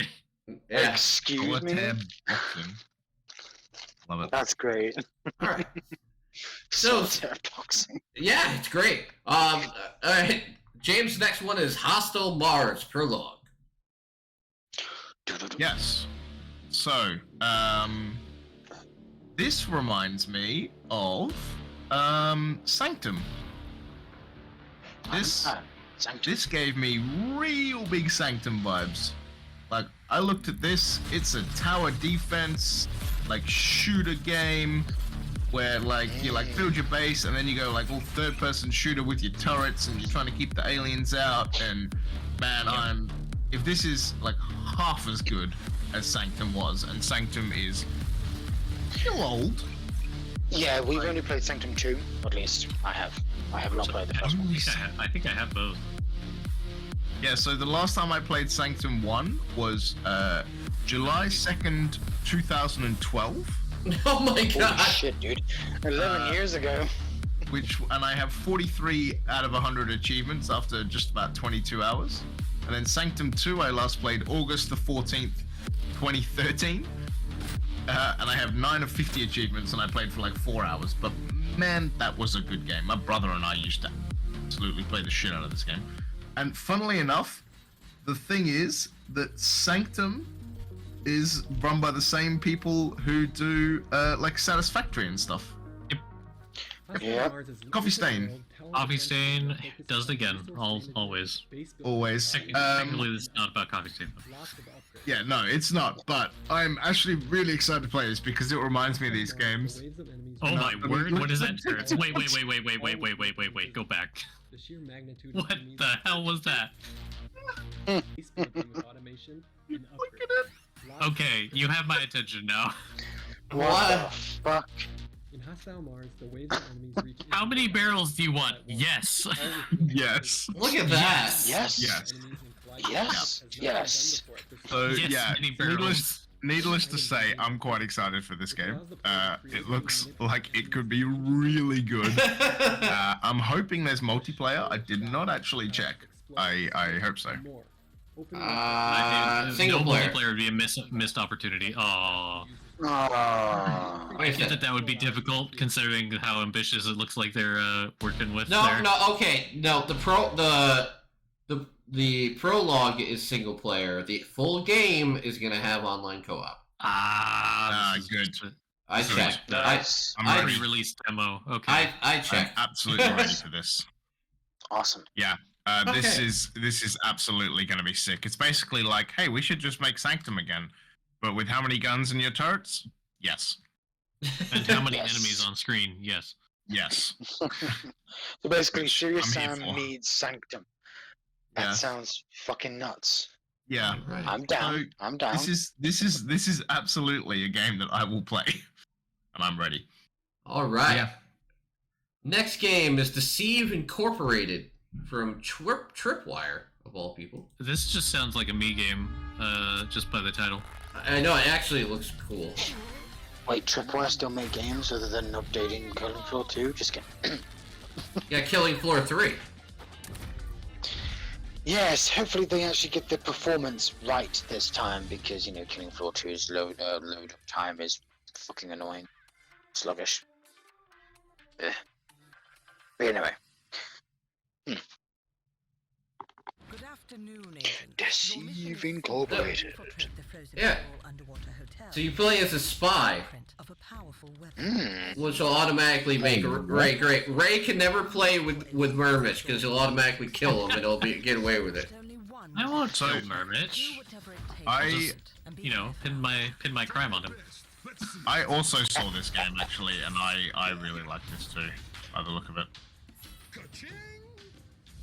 This Honestly, really with had- a title like that, I probably would have picked it up too, but I saw it was already on Tim's list, so I left it to him. Yeah, I'm 100% in for this game. Listen, I have a key code. I have a key request in for 4 codes. If I get them, they're all the other 3 are yours. I will pass them Alright. along, guys. You know that. Yay. Brother, Plus, me and oh my Ray God, we can get. actually play together. We Yeah. could do a podcast where we could just do a Twitch stream where we just play together. Yeah. I'm down. The Aftercast. Target Yeah. acquired. Yeah. Moving to rendezvous point. We gotta have Murmish for that one so he can die every time. Yeah, and then just have Ray looking suspiciously the other way. What? Yeah, No, exactly. what? What do you mean? Oh I my had nothing to gosh. do with the Who way would he do died. this? What do you mean? I had nothing to do with the way he died. He just fell over on a banana or something. No, I'm real excited. for Murmich that. will die, and I'll be standing there next to him with a gun saying, how could Tim do something like this? And everybody will. Nobody will believe it. Yeah, everybody will Like believe that it. meme. Yeah, everybody Like will that believe it. meme. Classic. Exactly. Yeah, everybody will Who could believe have it done though. this? They'll be like, You could have done this. and I'll be like, I didn't do it. And everybody will be, shut up, Tim. We know you did it. I'm like, what the fuck do you mean? I didn't do shit. It'd be like that Well, time. stop acting so offensive if you want us to believe you. It'll be like that clip. What did I do? You see, we can tell when you did something, you're overly defensive about it. All right, so here's It's your Silver's turn, next Tim. game, Fatal Frame, Of course. a PC portable Okay, so- Wii game. You know me. I'm a huge fan of horror games. And yes, I know, shocking and sadly, I've never actually played any of the Project Zero / Fatal Frame games. I know. I had a PS2. I could have played some of the older ones on the PS2 or the original Xbox. You couldn't play this But one though. back This then- is a Japanese-only Wii game that originally. I know, which is actually rather surprising that they're releasing one of those to the other side of the world. But hey, I'm all for them doing that kind of thing. Please do more of that kind of thing, because there are some games over there, like some of the Gundam games, you sons of bitches, that you've never released to the West. Why not? Don't you want to make more? Don't you want to make more money? You don't want more money. Why don't you want more money? Why are you a corporation? You don't want more money? Are you stupid? Probably because they're I not guess sure so. if they'll make more money. Hey, there are fans of Gundam games, especially Sure. mecha games. Those You know, Gundam games. you know, we've played what's that game called? Metal Unit? No, that's not Metal Unit. Is it the other one? Ray. The one that reminds me of Armored Core, but it's not Armored Core. Oh god, what is it? Ah, fuck! I can't remember the name of it. Shite. Dang it. Mass It's Builder? left my mind. Yes, thank you. That's it. You got it. Thank you, Ray. So before I even click on this link, I have questions, Ray. I have questions Oh, about his next No game. questions. It is I mean, it's for Forklift- Mario. So if Mario's still here, and hey, let's know. Forklift Extreme Deluxe Edition. Oh. Mario, you here? Calling Mario, are you here? We got Podcast to Mario. Mario's game of the month. It's you, Mario! It's a me. Forklifter. What's it called? Forklifter. I mean, does this not look like fun, Interesting. Tim? I mean, it would probably be fun. Maybe. You could fuck. Listen. Too slow. No, listen. I can just fuck around with it. Yeah. We need nitrous. We need nitrous DLC for the forklift. Then Silver will play. You know what? Perfect. I've had this odd thing where I've always wanted to see. Usually, slow vehicles have nitro on them. I Yeah. don't See. know why. It's a weird. Yes, Mario. I don't know what to call it. It's a weird thing for me that I'm like, that vehicle's slow. I wonder what would happen if you add a nitro engine to it. See. Forklift See. Extreme Jet Deluxe boosters, Edition. wings. Let's see if I can make this vehicle fly. See, Mario. Mario? This vehicle- We found you Sound one. Good? Sound Found- good? Yeah. Yeah. So does this game sound good? Yeah. It's delivering things at a really slow speed, but delivering things. All right, and then we have James's final game, which is Star Survivor. Yeah, so I was just like hunting around for, adding more games. And this reminds me a little bit of childhoods, Like, it's a little roguelike, it's a little, you do some things, you shoot a whole bunch of enemies, you get ships that get like Little crazy amount of asteroids. guns. Bullet Yeah. hell, huh? So, yeah, this kind of reminded me of that, and I was like, you know what? Yeah. Not Kinda jack does give me, building. No. It kind of does So give can me. you create your it loadout reminds me with cards? Yes. Yeah. Oh dearie me. So imagine if like R-Type was not like confined to its side-scrolling Yeah. genre, and it was more like this. That's basically how I can imagine it. You know what it reminds me of is like asteroids. Right. That's what I was thinking. One of the classics, Yes. from way back when. And kind of like Vampire Survivors, which might be where the survivor part comes from. Yeah. Possibly. I played more of that than I thought I'd had. All right. Almost 30 hours of that. I was like, oh wow, shit, really? Oh.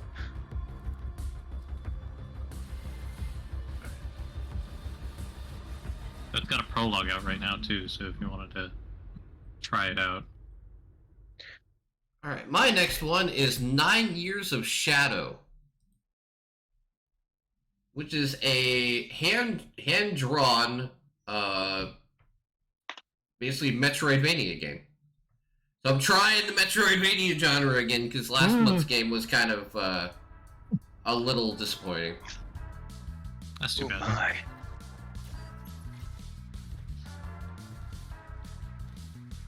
Yet again, as I said before, unique.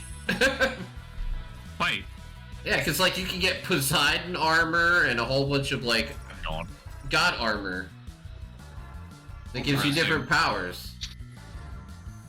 Hours. Yeah.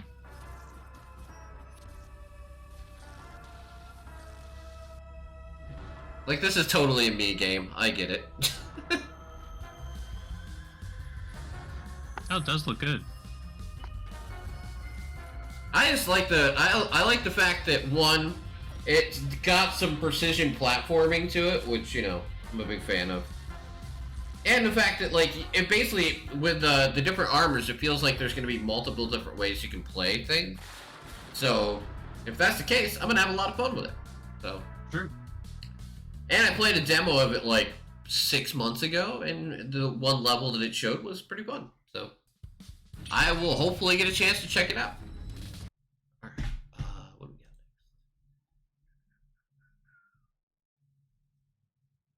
Silver has a game called Mortal Sin. Are you just telling us that we're sinners, Silver? Is that what it is? Tell us something we don't know. Yes. You peasant mortals are anyway. Yeah. Props to Mermich for showing me that one. Action horror roguelike where you must hack and slash your way through an endless nightmare. It's Yeah, this endless. sounds like a Silver game. Oh my god, look at the fucking swords. Just like two giant fucking swords. Oh man. Look at that rather odd art style too. Oh, it's definitely you've encapsulated the word unique. You stole it from me. Actually, as I said, props to Mermich for finding that for me. That's awesome. Herbert's contributing even when he can't be here. Indeed. Indubitably. Alright, Indubitably. next game is the least surprising game on Ray's list. Shouldn't be. Until Rise of 3, Alchemist of the End, and the Secret Key. Look, I've got the last two summer. games. The final secret. Have you actually finished any of these, Ray? Just kidding. Yes, actually. It's just that there's so fucking many of them at this point. There's 3. It's got pedigree, son. Pedigree. Don't need to go. Listen, if your game's popular enough where I think PC Gamer made an article literally comparing the thigh size between each game. I'm not even kidding, they did. Really? I know you're not. Believe That's that. the fucking sad part about it. Fucking hell. That is amazing. Don't you fucking perverts have anything better to fucking think about, you stupid asses?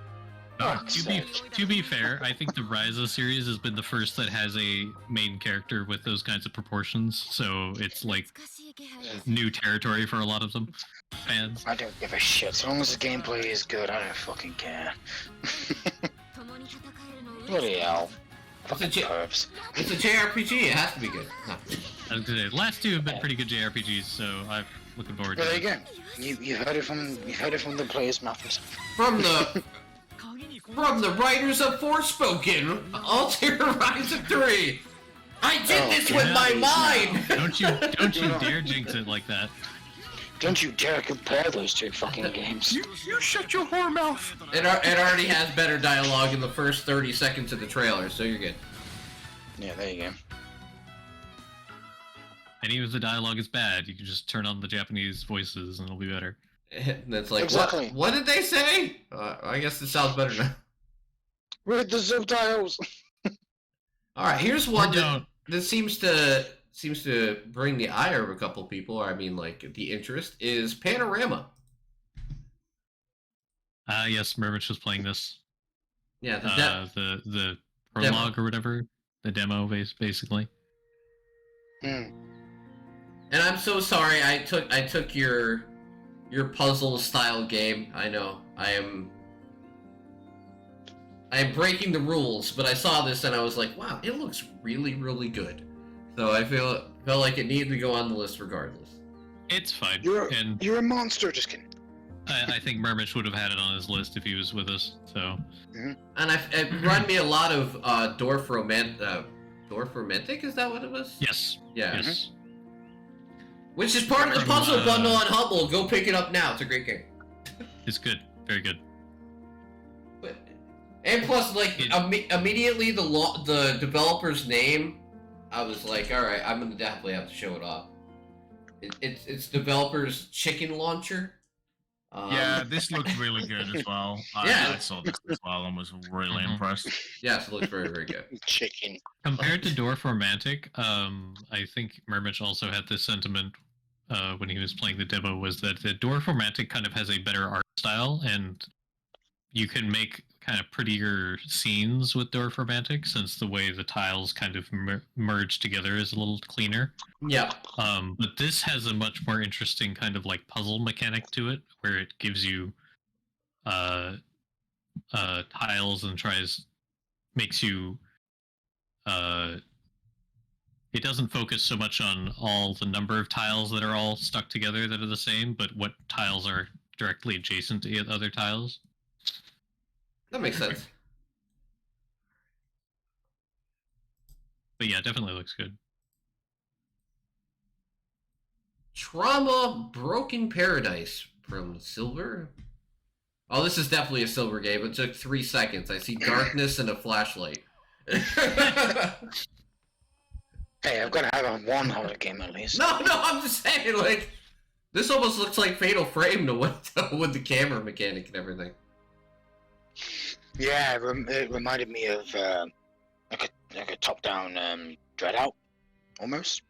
Or, you know, Project Zero, aka Fatal Frame. I think I should just say Fatal Frame.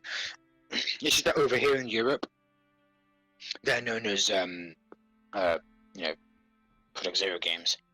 Yeah, it's kind of like Biohazard, Resident Evil type thing. Yeah. Although, unlike Fatal Frame and Project Zero, where Fatal Frame actually fits better, Resident Evil fits better for the Biohazard series. Sorry, Japan, but Resident Evil actually sounds way better than Biohazard. Even though Biohazard pretty much emphasizes the fact It does describe it. Both do describe the game pretty well, but At I least think for the Resident Evil's better. At least for the first 3 games, because once Fair. 4 comes along, I'm like, there is no Biohazard. It's not a Biohazard. It's Now it's a Parasite. different. It's Parasite, exactly. pedigree. What it is. No, doesn't count. Doesn't count for here. There's 4 of them. That's No, all the there's- hallmarks of pedigree, son. No, there's 8. And an Yeah, 9th well, coming. that's even more. That's just. You see how much pedigree you can fit in this? Slaps the top of the game. Yeah, at least 2. At least 2 pedigrees. All right, Yeah. all right, Mario, come back. We got a train game. Here's another one. Not I don't know if this is per se for Mario. It's actually more puzzler than.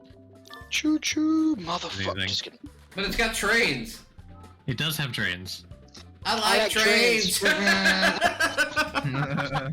Got him! I like trains. Nice, Quality. Tim. Read each What? other's mind at that point.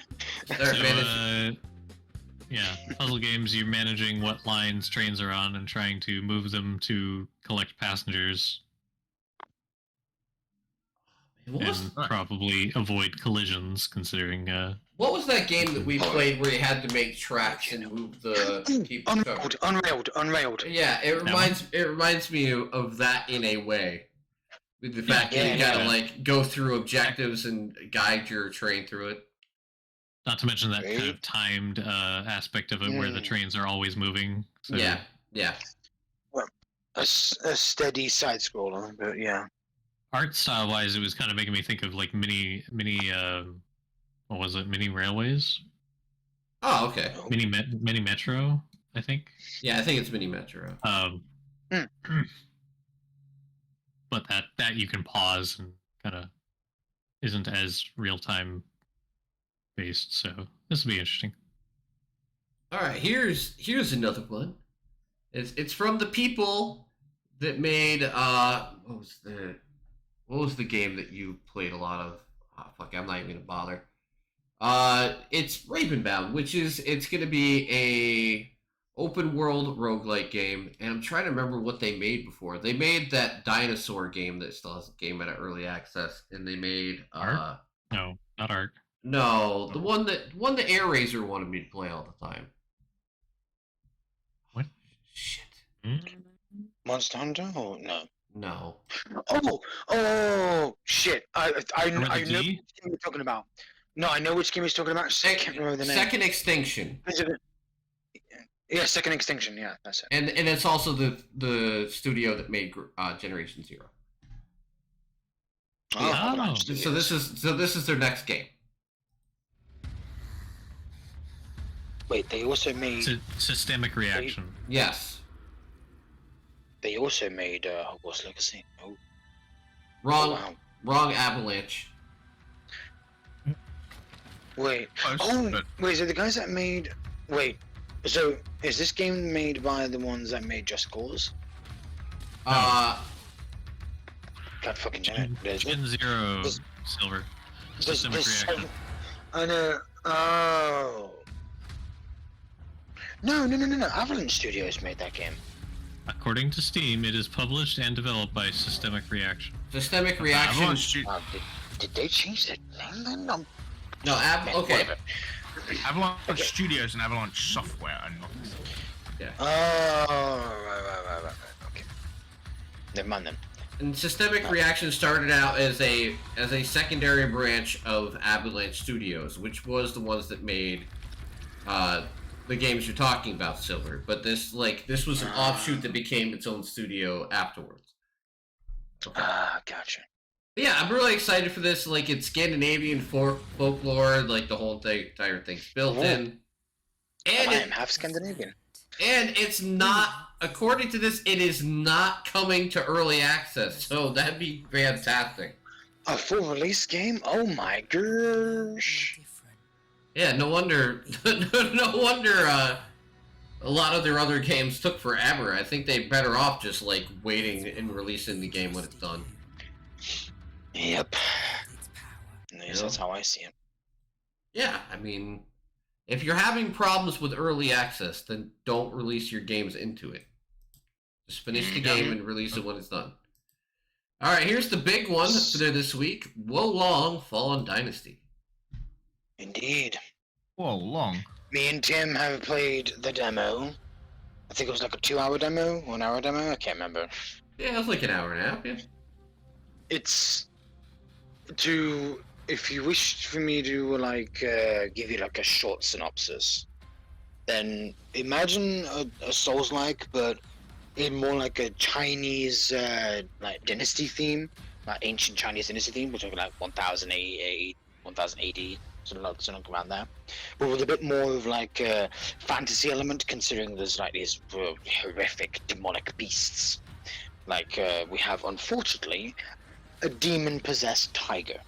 That kind of made me feel, a little bit sad. I was like, oh, I have to kill a giant demonic-possessed fucking tiger? Fuck you. But we killed it anyway, or at least Tim did. Tim did, yeah. He died trying, but he killed it eventually. Yeah, but it's actually Emphasis on the word eventually. the demo was a lot of fun. I can't wait for the full release. They did have a little bit of latency though.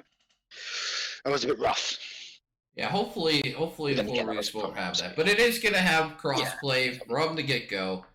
And for the people watching out there, and I'm going to have this uploaded before then, this Friday, I'm going to be giving away a copy of this game on release day, so make sure to stop by for that. Full $60 game giveaway on Friday. But alright, I think Ray has one more on the list. Yep, last one. Here you go. A Tetris-like game. Oh no! Chemistress. Just all the alchemy sorry? ones today. Yep. I'm sorry, All the- mistress. All the science. Chemist Tetris, so to speak. You play it Mistress sounded better. right. It's chemical like elements and Tetris combined into a game. Ooh. That's Any awesome. science like- nerds out there, I hope you're interested. And it's an education game. Basically, yeah. Indeed. So rather than clearing How- lines, you're creating molecules. How unique. That's really actually quite cool. I don't Right? think I've heard of a game that basically does that. And then you unlock the like periodic table. I think that's like their level selector, perhaps. Maybe. Oh. Because I don't think some of those don't look necessarily. No, maybe they are alright. No, those are alright. All right, so Yeah, we'll see. this one is a sequel to a game I loved, and they actually changed. It's in the same universe as Tainted Grail. The Tainted Grail game that I liked, which was Conquest, but this is going to be an open world action first person like RPG game. Where the other one was a turn-based like strategy game. They're actually turning the universe into a full-on first-person action-adventure RPG. Very ambitious. I don't know if it's going to work out for him, but it looks good so It's a far. bold strategy, Cotton. Yeah. Let's see if it pays off for him. Indeed. All I can say is Conquest was really good. The Tainted Grail world is great because it's like pure dark fantasy. So we'll see if it translates well. Yeah, I always thought it was another Souls-like, but I'm glad I'm wrong. No, it's not. It's not. Thank God. No, I just realized that was actually something else. Yeah, Mortal Shell. Yeah. Yeah, Mortal Shell. That definitely Dark Souls-esque. Quite different.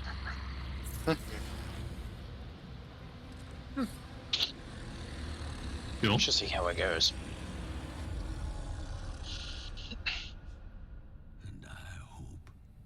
And who doesn't like fighting big beasts? Well, so long as the combat's actually fluid, Yeah, but it works seems well enough. like this boss right here looks like it's gonna be a lot of fun to fight. So yeah, Oh boy. yeah. The bigger they are, the harder they fall. Up hammer time. Can we actually give credit that Silver had more on his list than me this month? He did it. What? He did it. He did it, I guys. mean, to be fair, you guys had a lot of the same stuff on your list. Yeah, so true. Maybe it was evened out. It's just that March wasn't exactly what I'd call a fun month to look through. There was just a lot of uninteresting, well, titles. It's gonna be nice. How about System Shock remaster for Silver? Because of course, I already own it too. Just gotta wait for it to come out. I'm very interested because we're already in March, and it doesn't have a date. Well, we'll see. It's only March 1st, Tim. Give it a chance. There's another 30 days left to see if it actually does come out this month. And if it doesn't, then I will admit that I should not have put it on the list. But, because it was just the 1st of March, I'm playing it safe here. I was like, okay, maybe. I was gonna say I watched somebody play the demo. I'll give it credit. It looks really I good. did play the demo. I have played the demo, and yes, I was pleasantly surprised by how it handled and how it played. I was like, okay, I've actually played the original System Shock, which is very archaic at this point in time because it came out in '95. Holy shit. I'd like Yeah, to they're- remind you, Silver, that's almost they're calling very me and you archaic.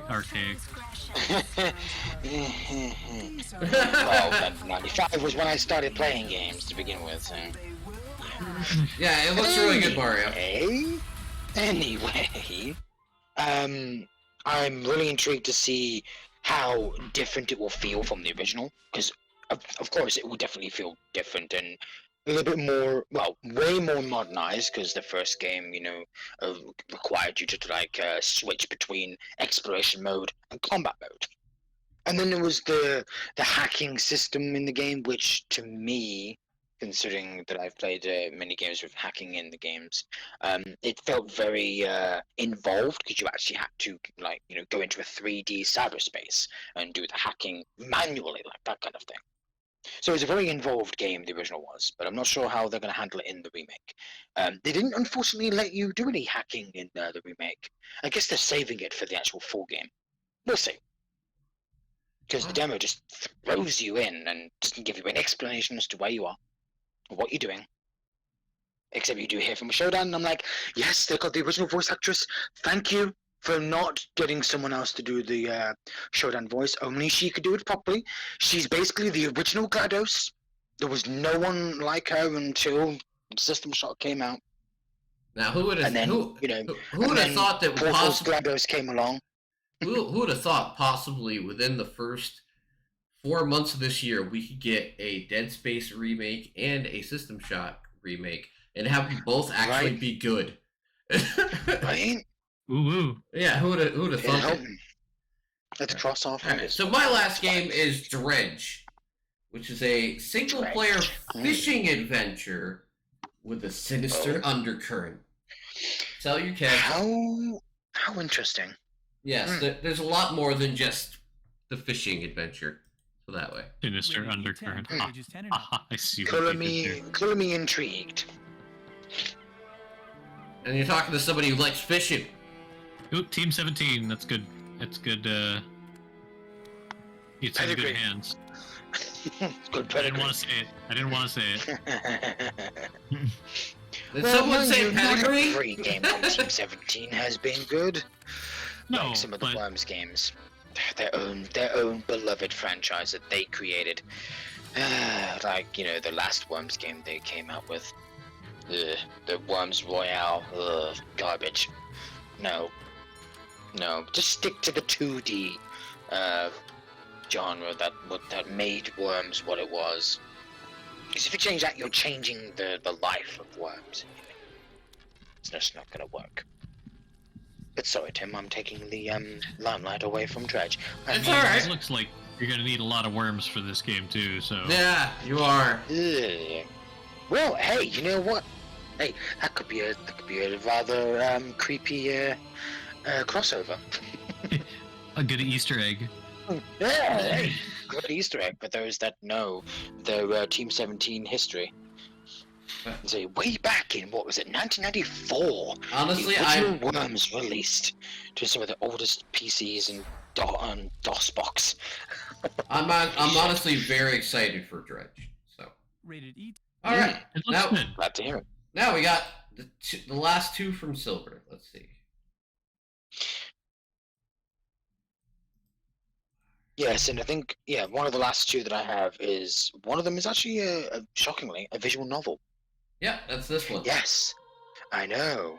It's unusual that I would bring out visual novels nowadays, but I finally found one that actually looks interesting, considering the time period it's based in, and the fact that it does have some horror aspects in there as well. It intrigued me. While yes, it's just like part one of it, still. It's a piece of the game, or a piece of what it will be, volumes, either way. And it does come out this month, so it still counts. Well, of course. No, it doesn't count. What are you talking about? Hey, if it actually has a specific a specific day release date, it counts. Harumph. All right, and lastly, the big one, The big one. the big Jinx. boy. Oh my god, I can't believe we said that. We're so in sync, guys. God, get out of my heads, guys. Especially you, Ray. Get out of my head. I can Alright. hear you talking. So I am super excited for this game because Resident Evil 4 is my favorite in the series, no matter what anybody says. I did enjoy Village quite a bit, though. I will say Village is up there. But no, I'm really excited to play the remake. And for people watching out there, this is another one that's gonna get an actual giveaway on release day. So make sure to stop by for that. But I am super excited to play it myself. All giveaway shit Yeah. aside, I'm excited to just play the game. From what I've seen for the trailers, I was actually rather surprised that Lewis didn't die straight away, you know? I'm like, wait, he's actually gonna have more to play in the game? What the fuck? Oh, that's new to me. Probably not, but That just really is new to me. I'm like, oh. I'm gonna be very interested to Well, see how well. much of a change they make to Ashley overall. Yes, that's gonna be interesting. Because from what I've read up, I have done some research on the game. Because they've been having interviews about how the game's come along and what's different compared to the original. A lot is different, not just visually, but surprisingly, a lot of parts of the game. There's a lot of new content compared to the original. My word, there's more than you would expect. The factor with Ashley, she doesn't have that health bar anymore. Because yes, there was apparently a health bar in the original game. Oh yeah, there was. I remember it. It was like that little health bar next to you. Listen, as long as they no longer in the game. as long as they don't take away the fact that it's like, help me, Leon, help me. They have to No, have